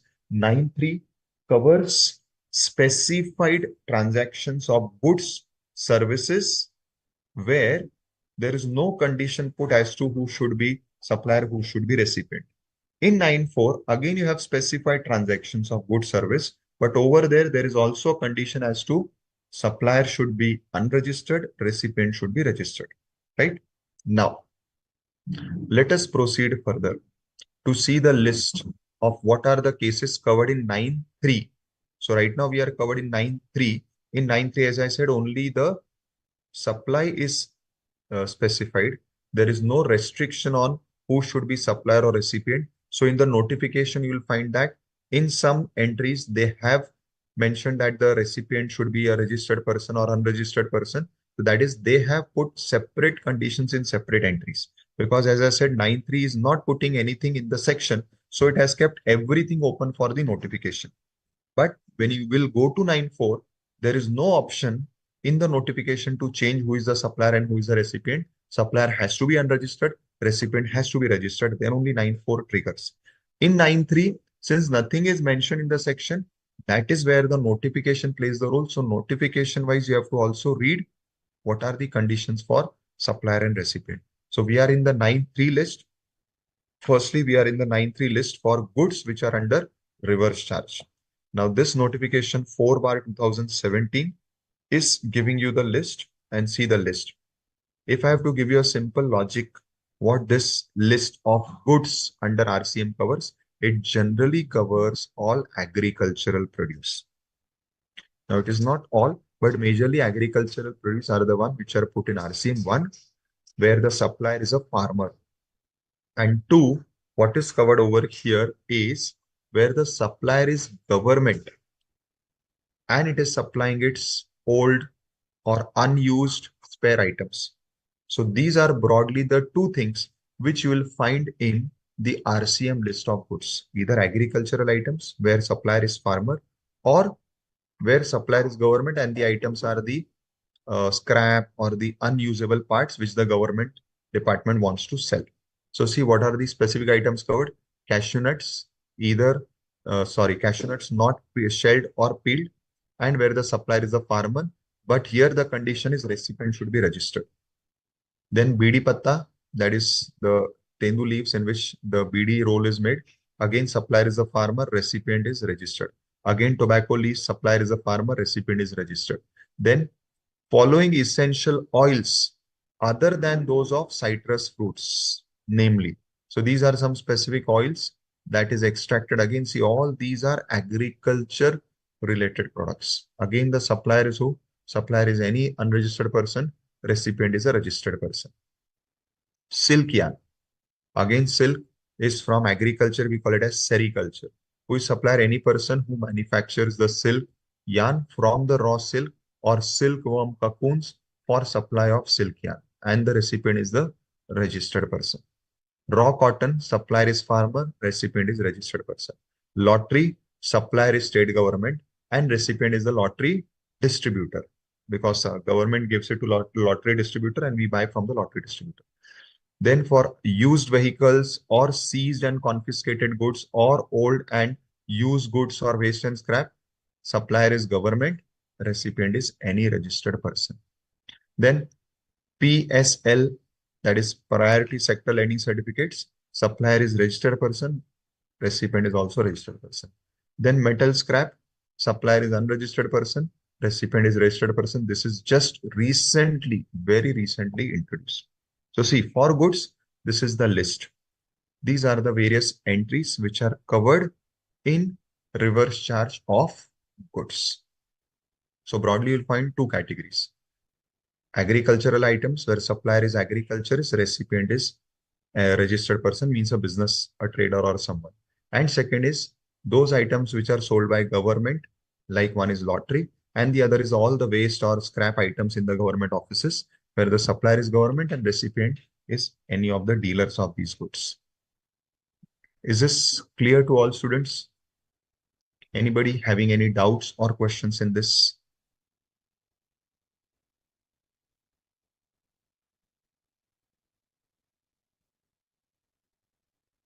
Clear? Perfect.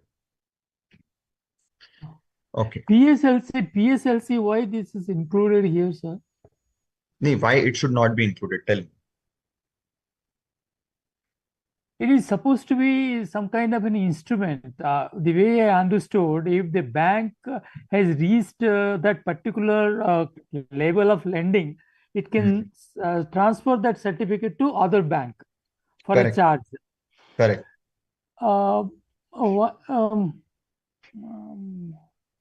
But why this Right. reverse charge is not coming into picture in this case? Well, see, understand one thing. What you are saying is right. Many times what happens, all this reverse charge, if you have to understand the logic, why reverse charge concept is there?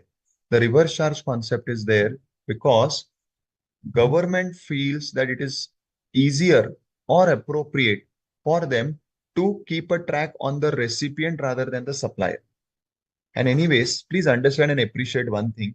Anyways, the tax is always the revenue of the recipient state because we are following destination principle, right? However, in majority cases, since it is forward charge, the supplier is liable for registration and the supplier pays tax, but ultimately tax goes to the recipient states. So that is where technically it is the recipient state who is getting the revenue. Now, forward charge, reverse charge. How this is decided, which will be in forward, which will be in reverse. The logic is simple. Where government feels it is administratively easier, convenient to collect tax. Like now, these are goods. You'll see one thing very common, that where the supplier is agriculturist, it is very difficult because the government wants also to give relief to agriculturists, that they don't want to put them in registration and all those mess. And also keeping a track of agriculturists, getting hold of them may be difficult because they may be in some remote places. There may not be proper internet, there may not be proper access to roads also. So it is not possible for the government department to have a check on them. So they found it better to trace it with the recipient. Similarly, where the supplier itself is government. Now you will say, sir, where there is a problem in tracing, the basic point is what? The government do not want to burden them with all the procedural requirement, because the moment you are the person liable to pay tax. If you are a supplier, you'll have to get registered, do all the registration procedure, the compliance of returns, documents, etc. So this particular concept of reverse charge is designed keeping two things in mind. One, where government finds it administratively easy and convenient to collect tax, that is the person liable to pay tax. So that is why 90% or more cases is forward, because that is where they are doing business. Government finds it easy to collect tax from them. But in few cases, government finds it easy to collect tax from the recipient. Second reason which you find over here mainly is, more than the administrative part, it is that the government do not want to put burden of compliance on the supplier. So they are shifting it to the recipient. When you come to PSLC, that is Priority Sector Lending Certificate, I personally believe it can be anyone. You can put it on supplier also or recipient also. So I also don't find any much sense in why they have put it on the recipient side. Fine. So we'll do one thing now. We'll Yes, take a, sir. Yes, sir. sorry. Yeah. I So understood, sir. yes. So we'll take a break now, students, for around 12 to 15 minutes. And then we'll go to the list of RCM of services, which is very important and also interesting. So we'll take a break of 12 to 15 minutes.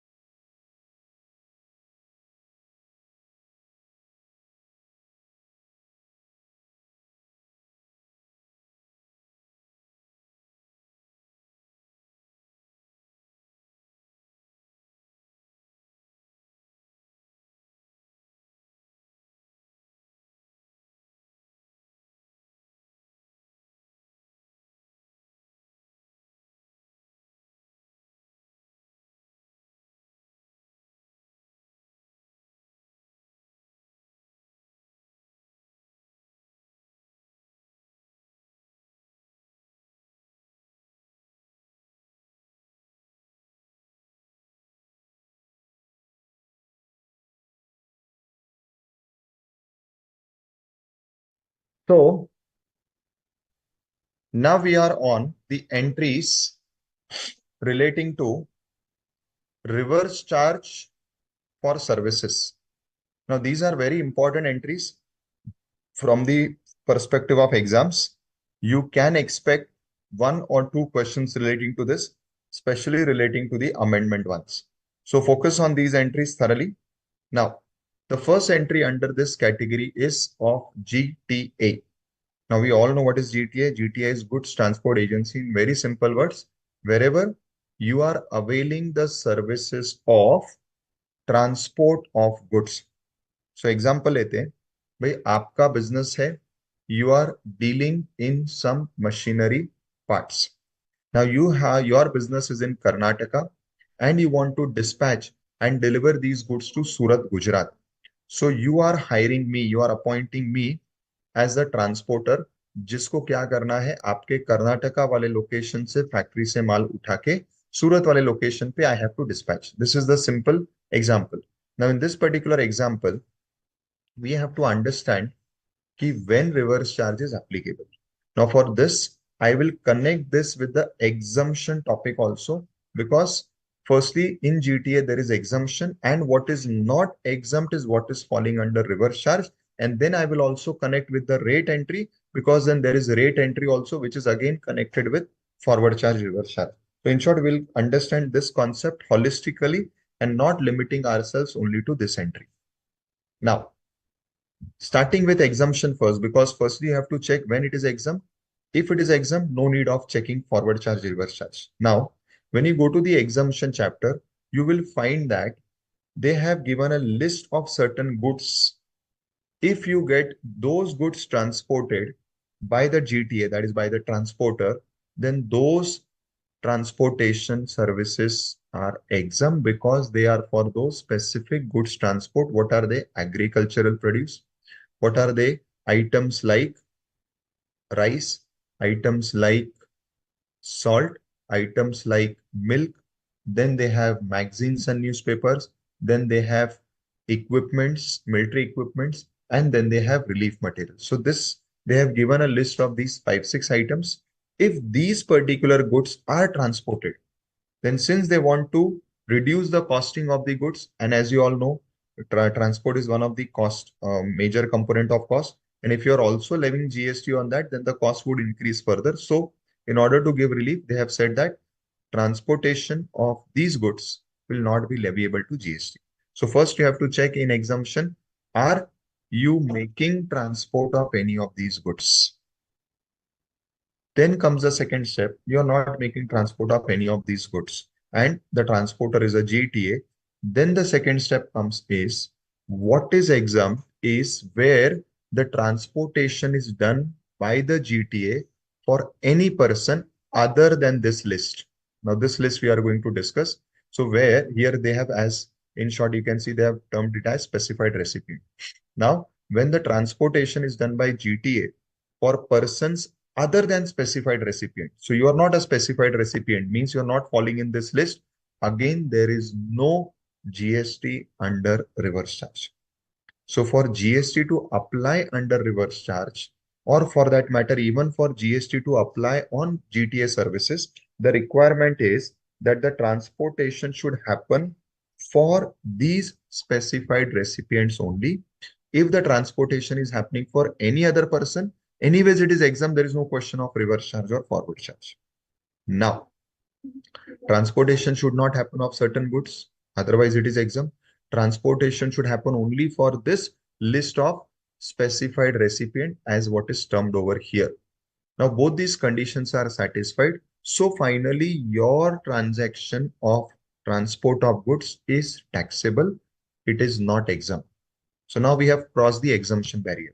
So in short, you are not doing transportation of certain goods and you are doing transportation for this list of specified recipient only. It means your transaction is taxable. Now comes the rate entry part. Now in rate entry, the rate entry gives the GTA the option of whether GTA wants to pay tax under forward charge or whether GTA wants that you, that is the recipient, this list of specified recipients, pay the tax under reverse charge. So now, sorry, the law in the rate entry has given the option to the GTA. First option, GTA wants forward charge. Then this whole point is removed because then this reverse charge is not applicable. It means this reverse charge is conditional, optional with the option to the GTA. So who will decide whether it has to be in forward charge or reverse charge? It is the GTA, the supplier, not the recipient of this transport service.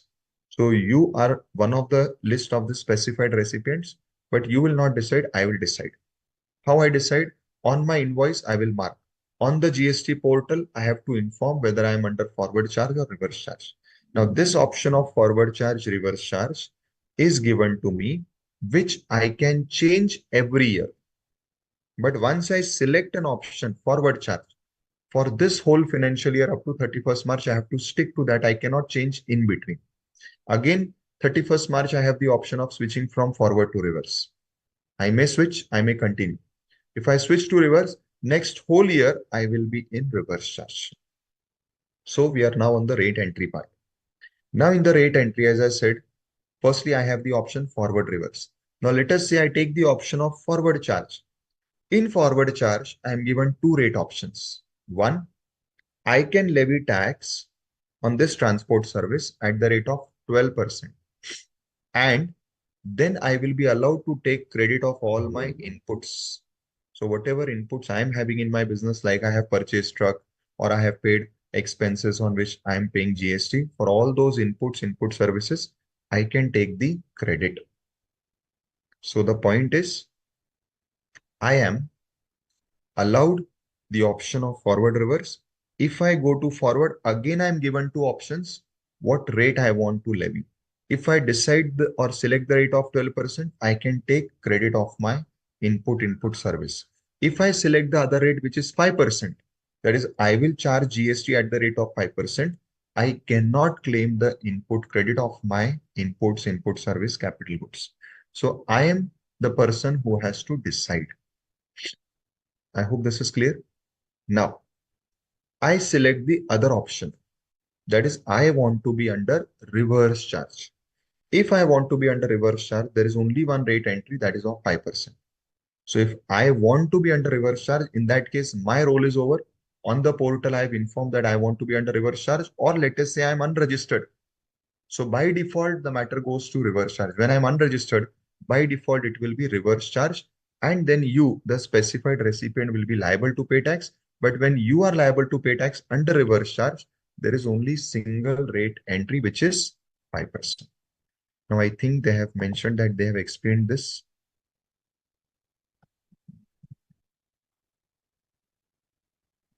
See, here they have explained it. The rate entries. So, GTA services are taxable at two rates, 5%, where again, I am under forward charge. I opt for 5%. I cannot take my input credits.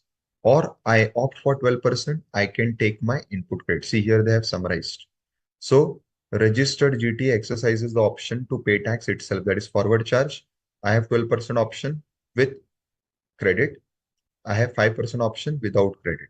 Or second option, I do not exercise the option of paying tax myself, or I am unregistered. Then by default, it is under RCM. In that case, when you are paying tax under RCM, it will always be at only 5%. I hope this is clear. They have also given reference of exemption. I've already explained you exemption also. So you first check exemption. What is in exemption? It is outside the entire discussion. What is not in exemption? Then you come. Then I have the option of forward reverse. If again I'm taking off forward, you don't have to do anything. You have to simply pay the tax to me. I'll deposit to the government. You take the credit. But if I'm not taking the option of forward, I'm taking the option of reverse. Or if I'm unregistered, in both cases, you have to pay tax under reverse. And in that case, this reverse charge entry is applicable.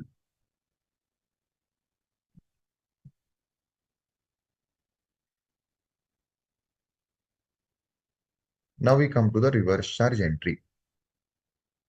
Now what does the reverse charge entry says? First, what is the category of supply of service? Because as we studied in 9th, there is a specific category of service and goods which will only be liable to reverse charge. So all items are not liable to reverse charge. Only the items for which you are studying this list, only those items are covered. So we need to understand what is the service. The service is a goods transport service done by a GTA. So where you are taking a goods transport service from a GTA, it will only be under reverse charge, which I already explained. You first check exemption, then you check whether I'm taking forward charge option. If both these things are not there, then it will fall in reverse charge. Who is supplier? Supplier is GTA. They have not mentioned whether registered or unregistered, because both can happen. I may be registered, I may be unregistered. Now, what is very important? As I also explained that even this is one of the conditions of exemption also, that GTA would be taxable only when the service is given to specified recipient. Now, who is a specified recipient? If I have to give you one single line answer of the whole list, specified recipient means a person who is covered under any specific law. I repeat my words, a person who is covered under any specific law. That person is a specified recipient. Now, who are these persons who are covered under specified law? So first, it is a factory. So either recipient is a factory who is covered under Factories Act. Recipient is a cooperative society, a society registered under Societies Registration Act or under the Cooperative Societies Act. Third, the recipient is a person registered under the GST law. Fourth, you are a body corporate established under any law like the LLP Act, like the Companies Act, or any such act under which you are a body corporate. Other possibility, you are a partnership firm for which you have the Partnership Act. Now again, you are a partnership firm, that is sufficient. Whether you are registered partnership firm or not makes no difference. So what is the one line rule I've given? You are covered under any specific law. Or if you are not covered under any specific law like your individual HFC, these are the only two persons, and AOP, BOI, who are not covered under any specific law. So then they will be covered here if they are already registered under GST. So for those whom any specific law is not applicable and it covers only individual HF and AOP, BOI, for them they should be either registered under the GST law or they are a casual taxable person in the taxable territory. Again, it is person who is registered under the GST law. So if you are one of these specified recipients, then only firstly the transaction is taxable. Now you'll say, sir, then who is not covered? They have covered everyone. No. Who is not covered? They have not covered individual HAF, AOP, BOI who are not under GST. Like those people whose turnover is below the taxable limit and hence they are not registered under the GST law. So those people will be outside. All partnership firms are in this, whether registered, unregistered, all companies, all cooperative society, all types of corporations, all types of factories are here, whether registered or not. But for individual HUF, since we do not have a specific law, we will fall in this list only if we are registered under the GST Act. So in short, who is outside this? Or in short, when this GTA service would get exempt, if the transporter is doing transport for an individual, for a HUF, that is a family, which is not a registered person under the GST law, then this will be exempt. And then there is no question of forward charge, reverse charge. Now, there is one clarification relating to this point. Now, who is covered under this point? Any person registered under the GST law. So, here there is a clarification that many times under the GST law, government and government departments take registration. They are registered under the GST law, not because they are supplier or because they have to pay tax. Rather, they are recipient and they have to deduct the TDS of GST, which is under section 51. So under the GST law, at times these government departments, government agencies, they take registration. But why are they taking registration? They are not making any outward supply. They are not a liable person under GST law. But they are taking registration because they have to deduct TDS when contractors or when different persons make supplies to government. So in such cases, they come under the registered category. However, This particular point says, and remember this point will repeat at many places. Now in the above list, we have covered all those persons who are registered under the GST law.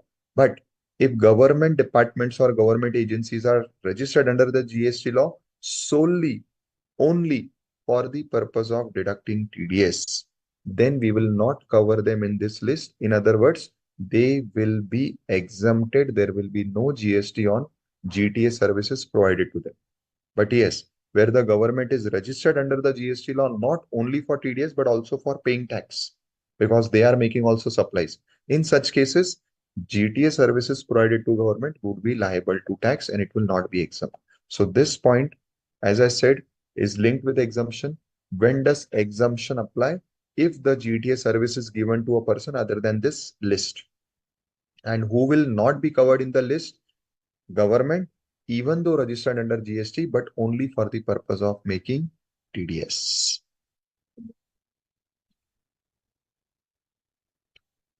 I hope this is clear. Anybody having any questions on this? This is the first service in the RCM entry.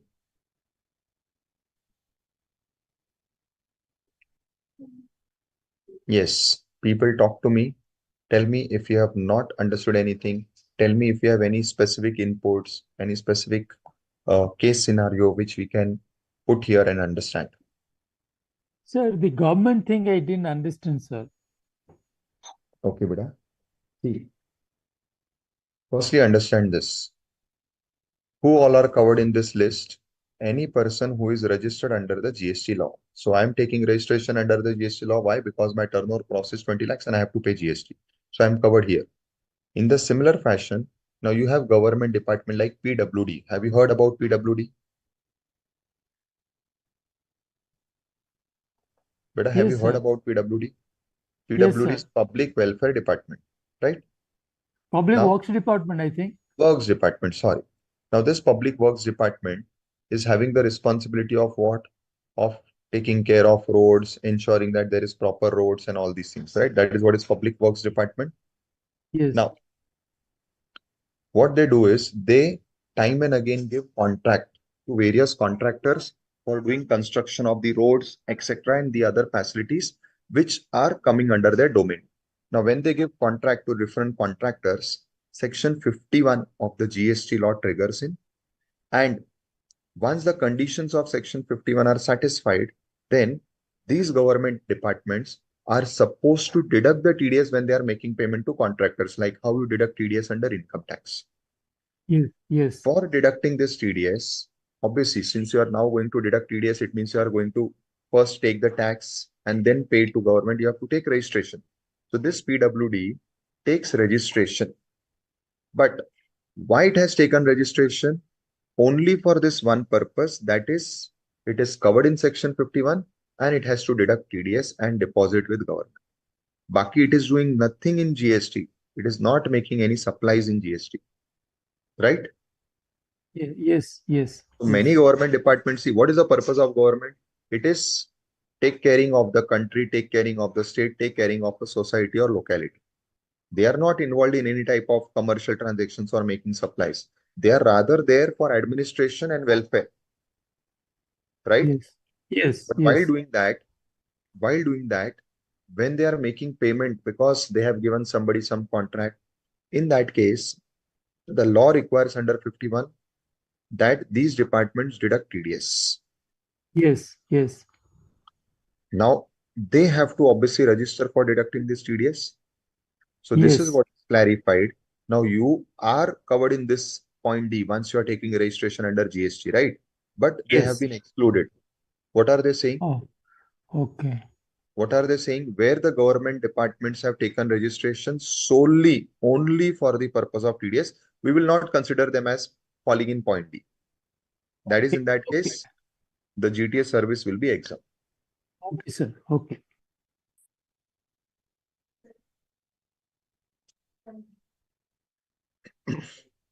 Fine.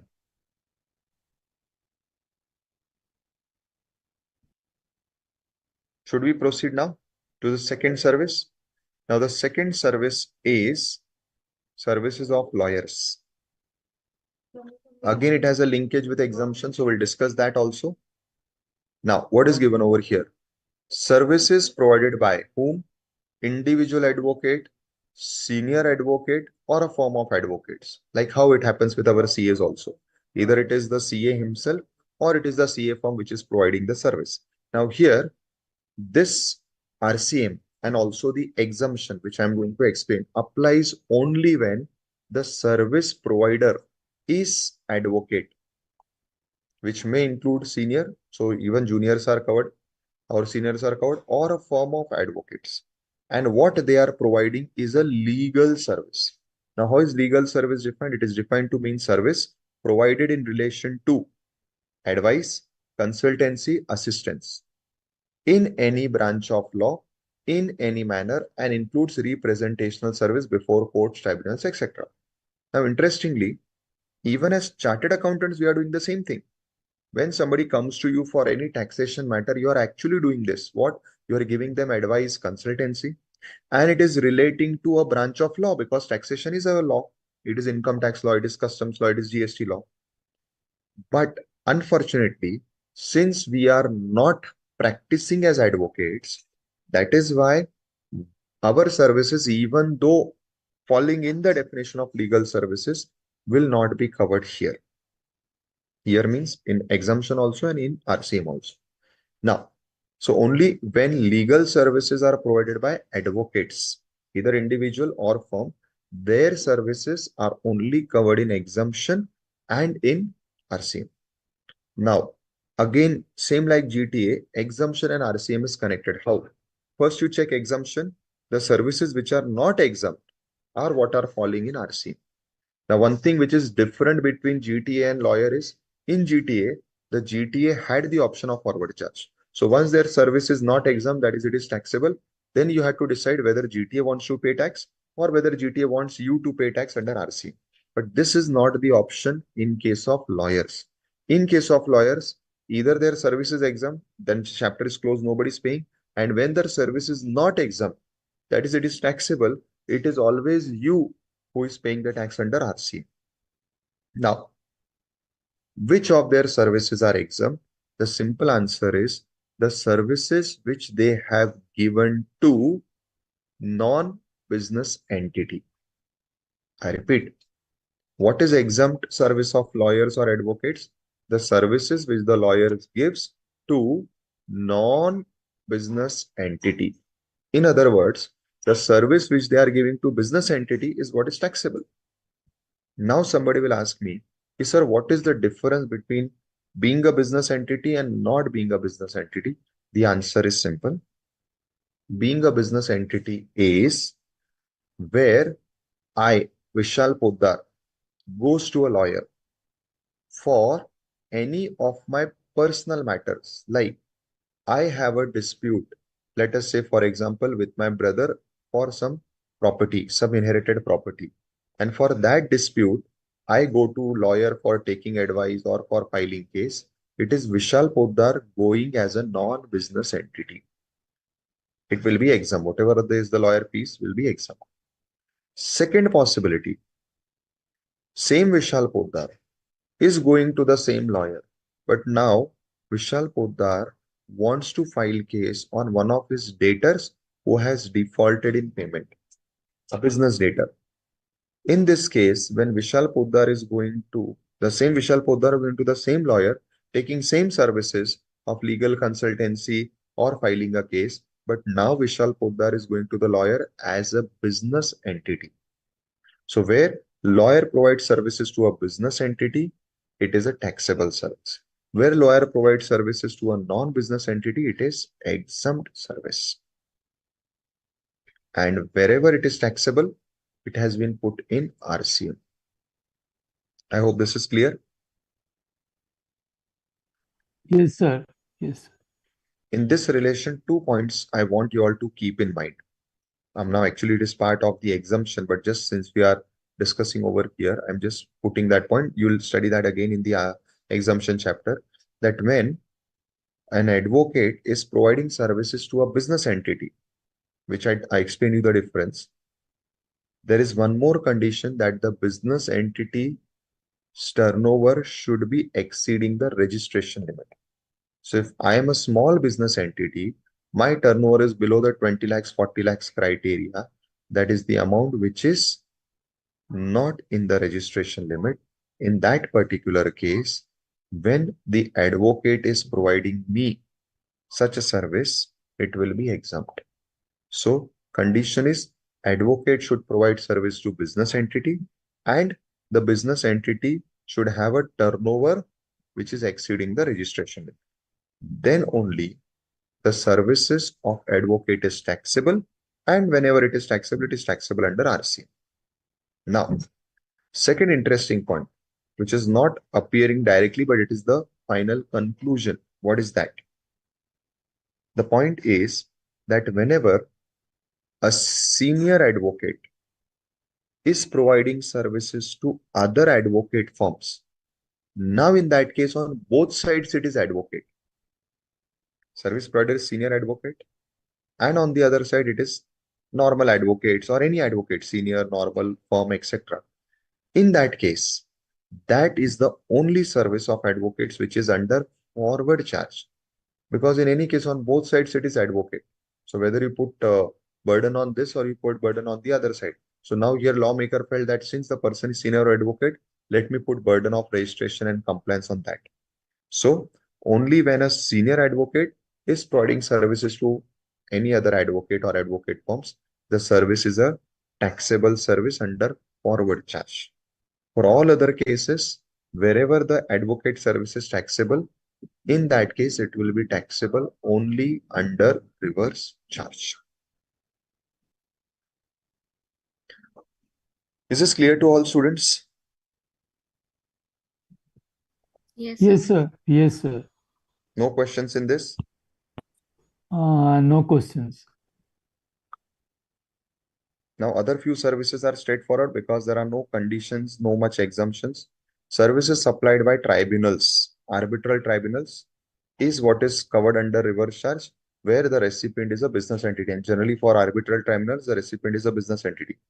Then in relation to sponsorship service. Now we all know what is a sponsorship. Now today, some match is going on. India-Australia match is going on. Let us say Pepsi company sponsors the match. Or let us say Ambuja Cement sponsors the match.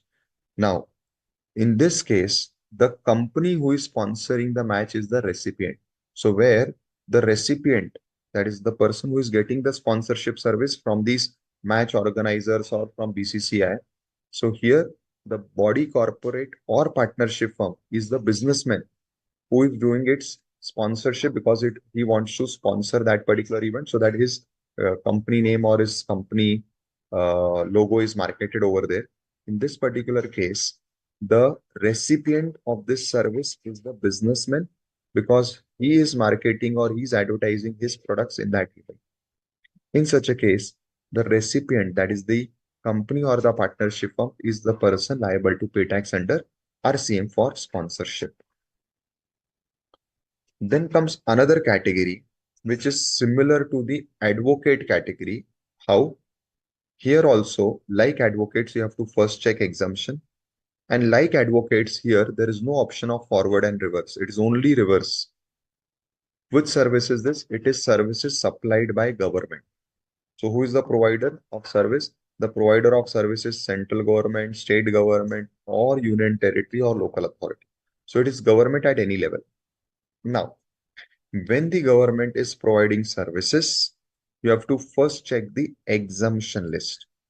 Now, again, I'll tell you in short what is the exemption list saying. The exemption list says that whenever these governments, central, state, local, are providing services to non-business entities, it is exempt. Second, when they are providing services to business entities, but which business entities whose turnover is below the registration limit, it is exempt. Now, these 2 points are same like lawyer. Third point, which is not there in lawyer, is applicable here is when government is providing services to business entity. Now, it is a big business entity, that is, it is having a turnover exceeding the turnover limit of registration, but the service consideration is below 5,000. It means the fees or the charge which the government is charging for that service is below 5,000. That is also exempt. So 3 things are exempt. 1, government service, giving service to non-business entity. 2, giving to business entity, but it is a small business entity. 3, it is giving to a business entity, but the value of service is very small. So these 3 cases are covered in the exemption. Now, other than that, it is taxable, and excepting few things which we are going to study, it is always taxable under RCM. Why? The logic is simple. Government wants to keep itself out of all the jhamela of registering, of filing returns every month, of taking the headache. So government is giving itself the benefit of not getting into the headache of all types of compliance by shifting the responsibility of paying tax on the recipient. Now, there are 2 entries for government, 5 and 5A. First, I will read 5A because 5 has something which has connection with 5A. What it says, 5A covers what? Services are supplied by central government, including Railway Ministry, Indian Railways, state government, etc., etc. What type of service? Service is by way of renting immobile property to a registered person. So where government, see, this is one very big source of revenue for government. Government has properties at multiple places, many complexes, multiple open areas are all properties of government. Also, the Railway Ministry, they have specifically now covered, because there was a lot of confusion and dispute that whether Railway Ministry's property will be covered here. So they have covered specifically that excluding the Ministry of Railways, that will be excluded from this category. Remaining all will be covered. So services by central government, state government, local authority, and which service? Service of giving their properties on rent. And renting to whom? Renting to a registered person. That I already explained. That is a person who is a business entity and who is liable for registration. Now, this service is also under reverse charge, where the recipient is a registered person. So government giving services to a registered person of renting, that is giving its property on rent, that is under RCM, under 5A. Now, besides this, some more services which are covered here. Now here, interestingly, the point is that except these services given below, except this, all other services of government are under RCM. In other words, the services given below are under forward charge. Now, what they are saying, services supplied by central, state government, local authority, etc., etc., excluding these services, remaining services are under RCM. These services are under forward charge. So government has kept only few things under its name. That is where the government will be liable to pay tax under forward charge. Government would be liable to register. Government would be liable to do all compliances. First, renting of immobile property. Now this entry 5 which we are studying says renting of immobile property is not covered in RCM. But we have just seen 5A. That is why I first make you read 5A. 5A covers renting of immobile property under RCM, but only where the recipient is registered. So what is the final net outcome? Where government is giving its property on rent to registered persons, it is under RCM. That is, government don't has to pay tax, the registered person has to pay tax. And now you will find this rule even below for other cases also, where the property is given on rent by persons other than government. So it is not that it is applicable only where government is giving on rent. Even if you and me are giving on rent, similar rules have come below. That is, it is shifted under RCM when the recipient is a registered person. But interestingly, where government is giving its property to an unregistered person, it will be covered in forward charge. Because here, when they are excluding everything. Everything means all types of renting of immobile property is excluded, whether given to registered, whether given to unregistered. And below, they have covered only one case under RCM in 5A, where government is giving the property on rent to registered person. It means When the government is giving property to registered, you fall in 5A, still it is RC. But when you are giving property, you means government is giving property to unregistered, you are fitting in 5, and 5 has excluded this service. So it is not under RC. And logically, how it can be under RC? Because if the person is unregistered, how it can pay tax? That is why the government has taken the responsibility on itself that the government will be paying tax under forward charge.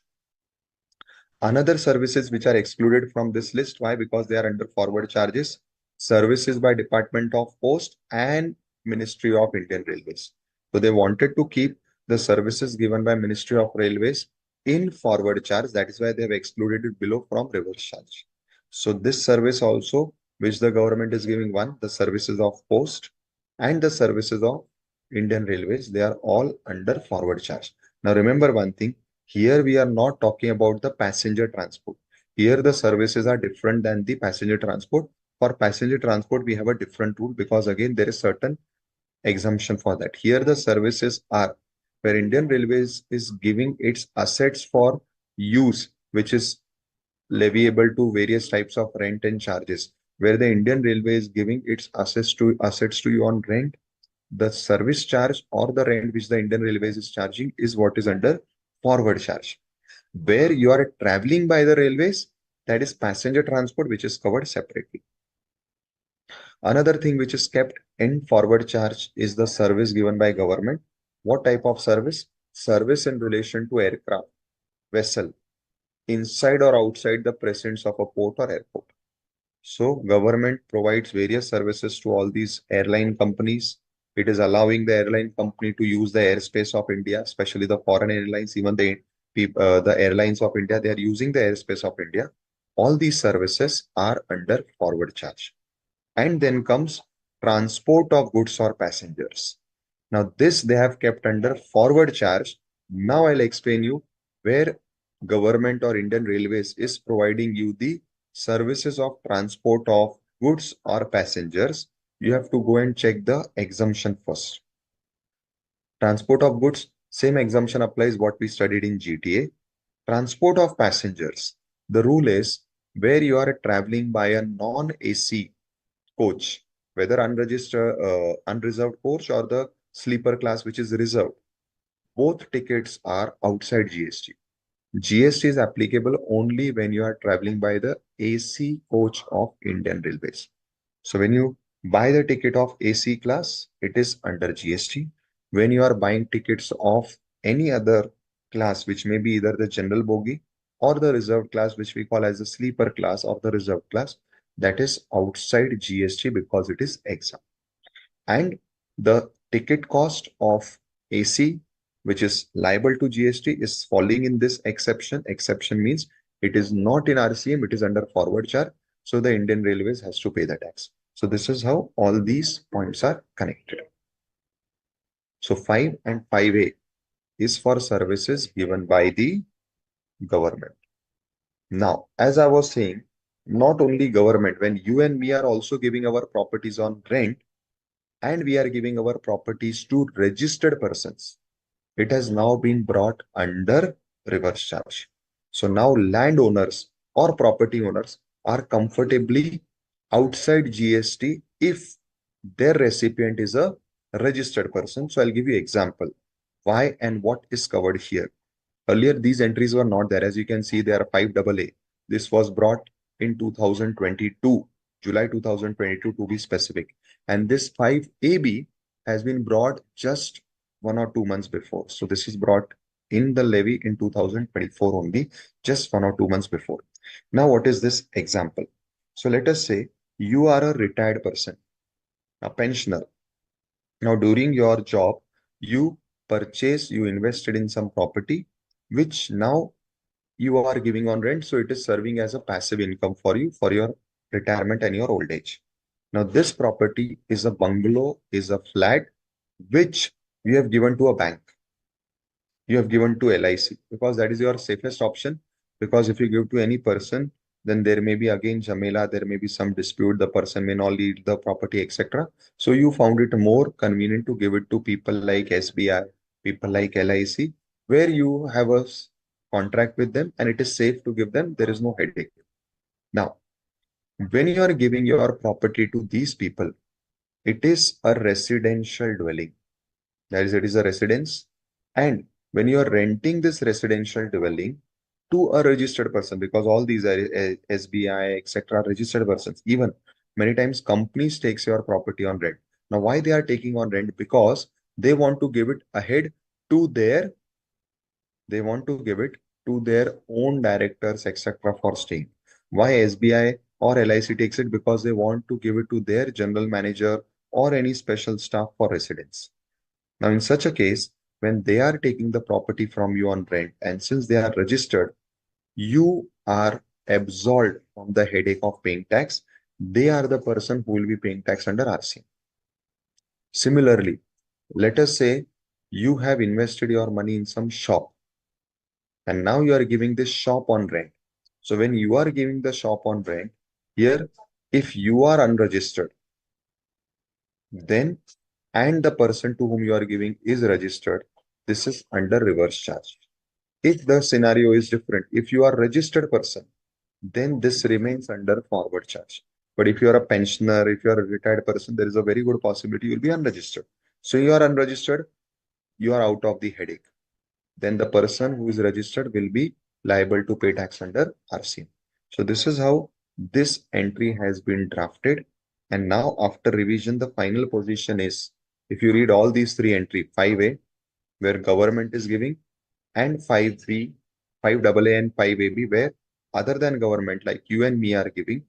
In all these, a common flow is where you are giving the property on rent to any person who is registered. That person will be paying tax. You are absolved from that responsibility. So these three are on similar lines and they are dealing with the same type of transaction, that is renting of immobile property. Then we come to other two entries, 5B and 5C, where both are on similar lines. Now, what are both these entries?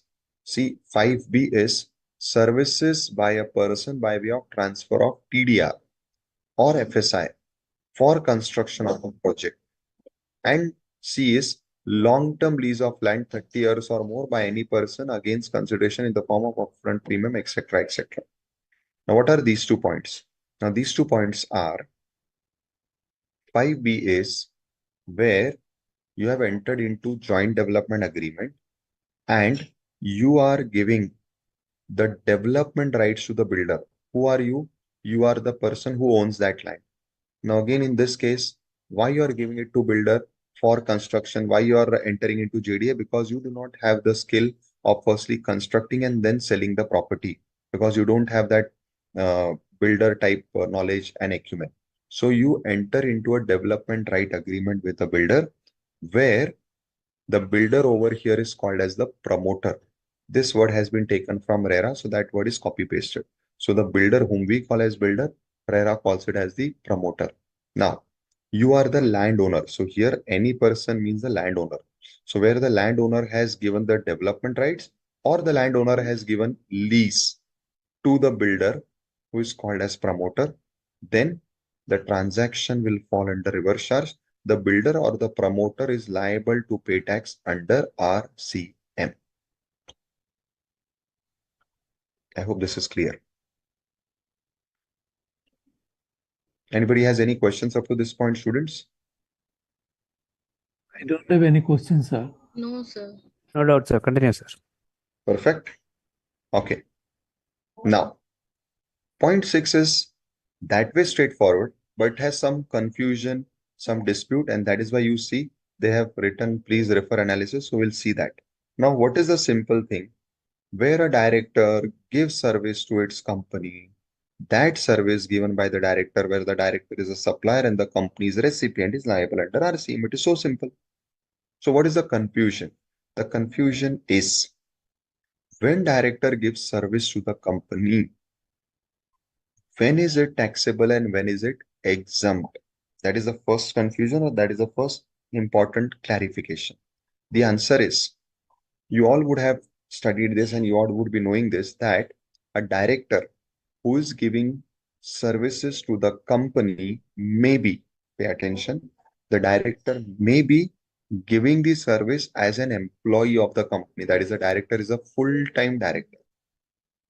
Now, when you are a full-time director, then your contract with the company is of employee, even though you are a full-time director, but the contract is of employee. And under income tax, when the company pays you your salary remuneration, it is deducting TDS under section 192, which is the section for TDS on salary. In such a case, as we already studied in the previous sessions, that salary is outside GST because it is a Schedule 3 item. So where the director is a full-time director, there is no question of forward charge, reverse charge, because his transaction, his salary falls in Schedule 3. Under Schedule 3, it becomes no supply. So no question of forward charge, reverse charge. First clarification. Second clarification. The director is not a whole-time director. Now, when the director is not a whole-time director, whatever you pay to the director is called as director fees. It is called as sitting fees. It is called as director's remuneration. And in this case, again, under the income tax law, the company has to deduct TDS. But now the TDS is deducted under 194J. So where it is a whole-time director who stands in the capacity as employee, the company pays to the director remuneration salary, TDS is 192. And when he is not a whole-time director, part-time director, technical director, all those directors who are not whole-time director, now the company pays the remuneration, sitting fees, director fees, whatever you call it, and the TDS under income tax is 194J. So what is clarified is only where the TDS is covered under 194J, that is only the case which will be covered here under RCM. Because if it is 192, anyways it is exempt, there is no question of RCM, forward charge, reverse charge. Let us see what clarification they have given, they want us to read. So first was about GTA, we studied this.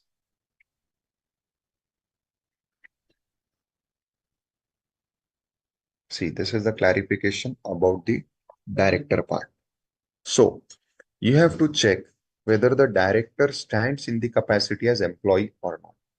If he's standing in the capacity as employee, his transaction is Schedule 3, it will be no supply. Only when he stands not in the capacity of employee, then his transaction is outside Schedule 3, and then it becomes a reverse charge. So this is what is the conclusion. So independent directors who are not employees, services provided in the capacity of director, not as an employee, it is under reverse charge. So this is what is clarified. Again, just for our understanding, they have given the definition of independent directors, which is under section 149 of the Companies Act 2013, read with Rule 12 of the of the company's share capital and debenture rules, which makes it clear that independent director should not have been an employee of the company. So it is very clear that independent directors, technical directors, part-time directors are not employees, right? So again, same thing, that where a director's remuneration is declared as salary and the TDS under income tax is under 192, it is not taxable because it is part of Schedule 3. Director's remuneration, which is declared separately other than salaries, it is liable to TDS under income tax in 194J. Now it is treated as a consideration. It is not in Schedule 3. So it is finally liable to GST. And again, where GST is leviable, it is leviable under reverse charge. So that is whole clarification about directors. Now, this is again a very important clarification, which has come by way of this circular, which you can see below. Now, what is this clarification? Tax on services supplied by director of a company in his personal capacity, such as renting of immobile property to company, body corporate, and it is not in the capacity of director. Now, what is this point? This was again a confusion. The point is that you are director of this company, but you also own some property which you have given it to the company on rent. So now the company is making two payments to you. One, your director sitting fees. Two, rent. Now here, there was some misinterpretation by some people that all services given by director to company are under RCM. This was a misinterpretation.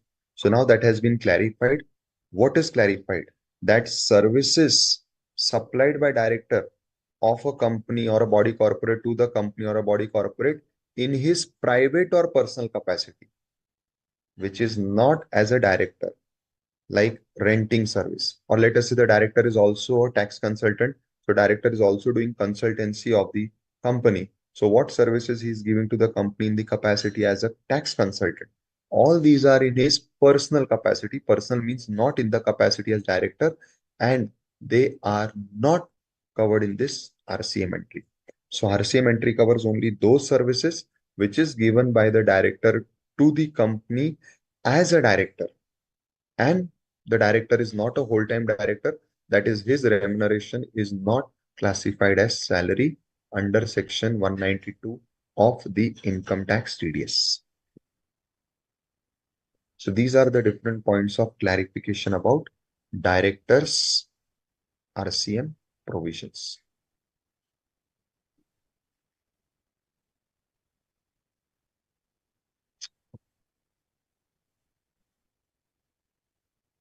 Is this fine?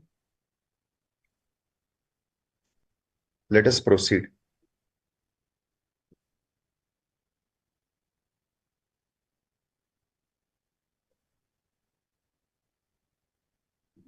Now, two similar entries. You are agent of an insurance company. So supplier is the agent, recipient is the insurance company.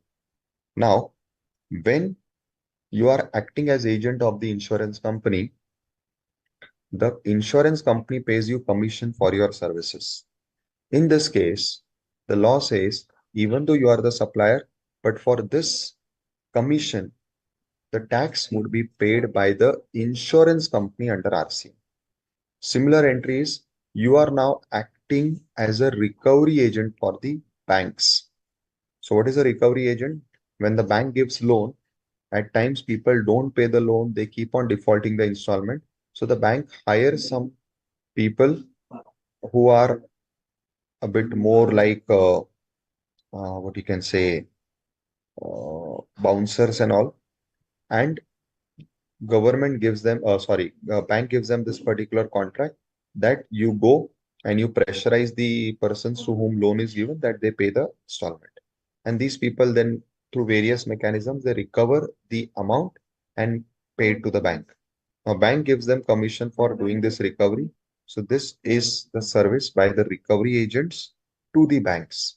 Again, similar to insurance company, bank is the recipient of the service, but the tax is paid by the bank only and not by the supplier.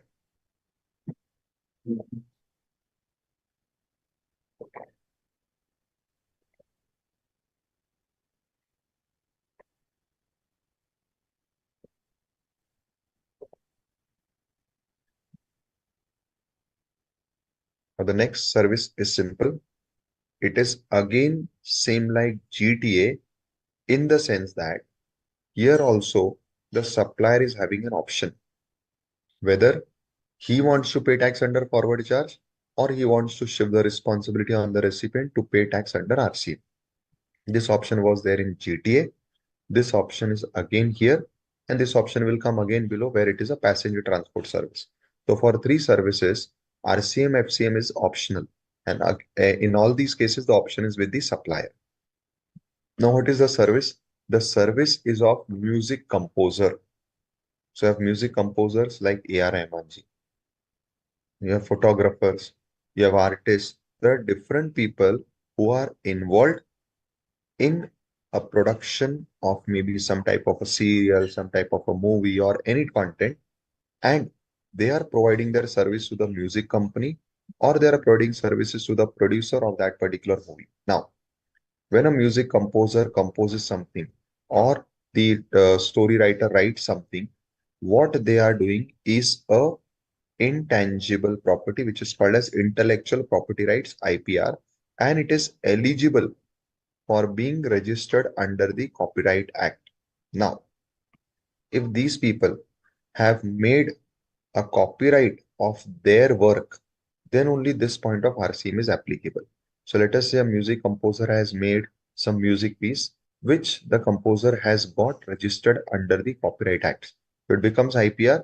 Now he is transferring or permitting the use of this copyright to this particular music company or to the producer that okay, you can use my music piece in your film, in your content or OTT series, whatever it is. Now, supplier is this music composer, recipient is the music company or the producers. In such a case, the option is given to the supplier that it may opt to pay tax itself under forward charge, or it may transfer it that the tax will be payable under RC. Similarly, services by an author. So when I'm an author, I'm writing a book.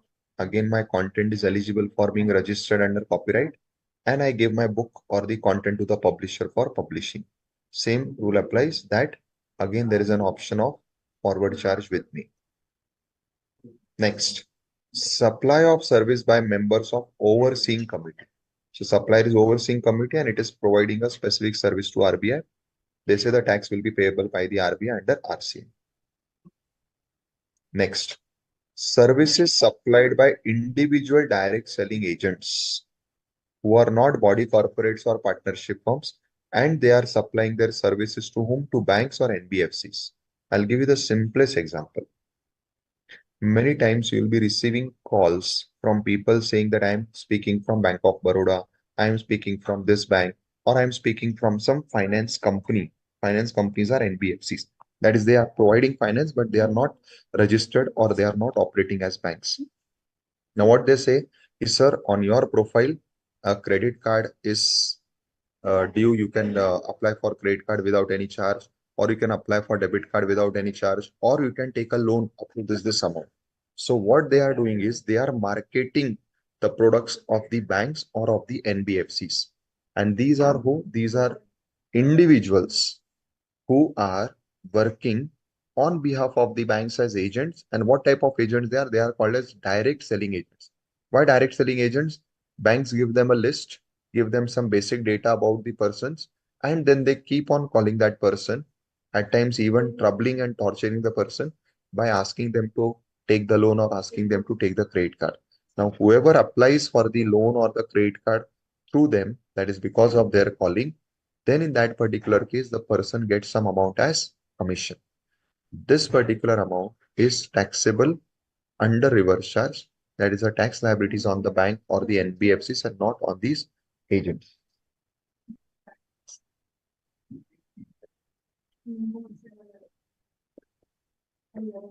Again, similar other two services are on similar lines. Now the service is given by a business facilitator. Again, to whom? To a banking company. Generally, who are these? When the bank want to expand its business, maybe by opening a branch in a particular territory or getting into some new vertical, they appoint this person who again act as an agent, but here the name is different. They call him as a business facilitator because he's helping them grow their business. So whatever commission the bank pays to them, that is under RCM. Similarly, again, the supplier is agent of a business correspondent and he's supplying the service to the business correspondent. Again, what it is service? The service is of helping the business correspondent to get business. So these are all different types of agents where the recipient of this service is a bank, is a body corporate, a insurance company. So government felt that these agents are many times individuals. They may be working from home. They may not have an office or shop. So it is difficult to track them. So let me shift the burden on the recipient so that I can take or I can have more control. I can do, you can say what we say, some type of search actions and all, because all these recipients are registered and big business persons like banks, like insurance, like big body corporates. So it is easy for government to track them. Hence, they have kept all these services under RCM. Then comes a very common and very important service, security services. Now we see that nowadays hiring security persons earlier, like you want a security person, a watchman, or any type of person, you used to do it by yourself. So you used to connect to some people. They used to send a person that, okay, he's a good person, he will act as your watchman or security, and you used to keep the person, and that person is on your own payroll. That is, you have hired that person.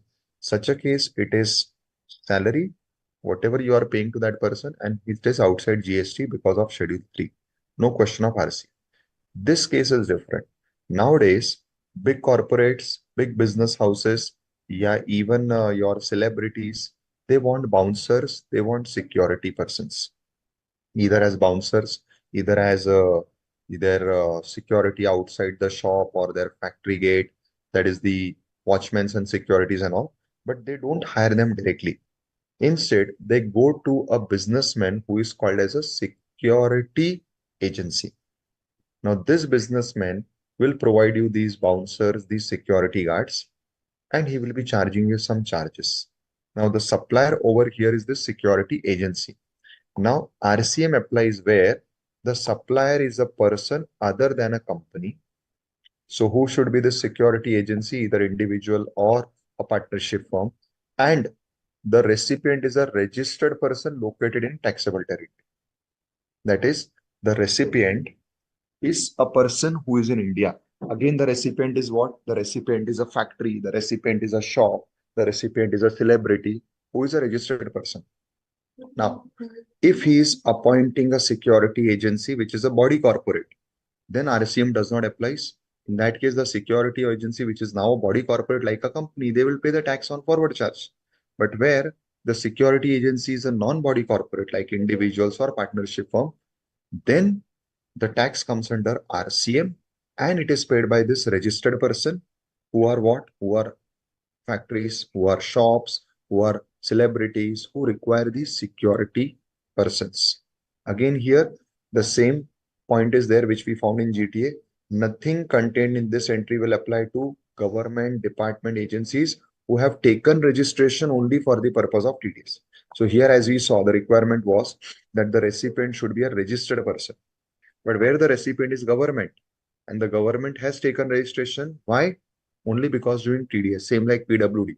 So PWD will not be covered under RCM. In that case, the entry, the tax would be payable under forward charge only. So for this security agency service, dear students, pay attention. Supplier requirement is you should not be a company. Recipient requirement is you should be a registered person. So different requirements on each side.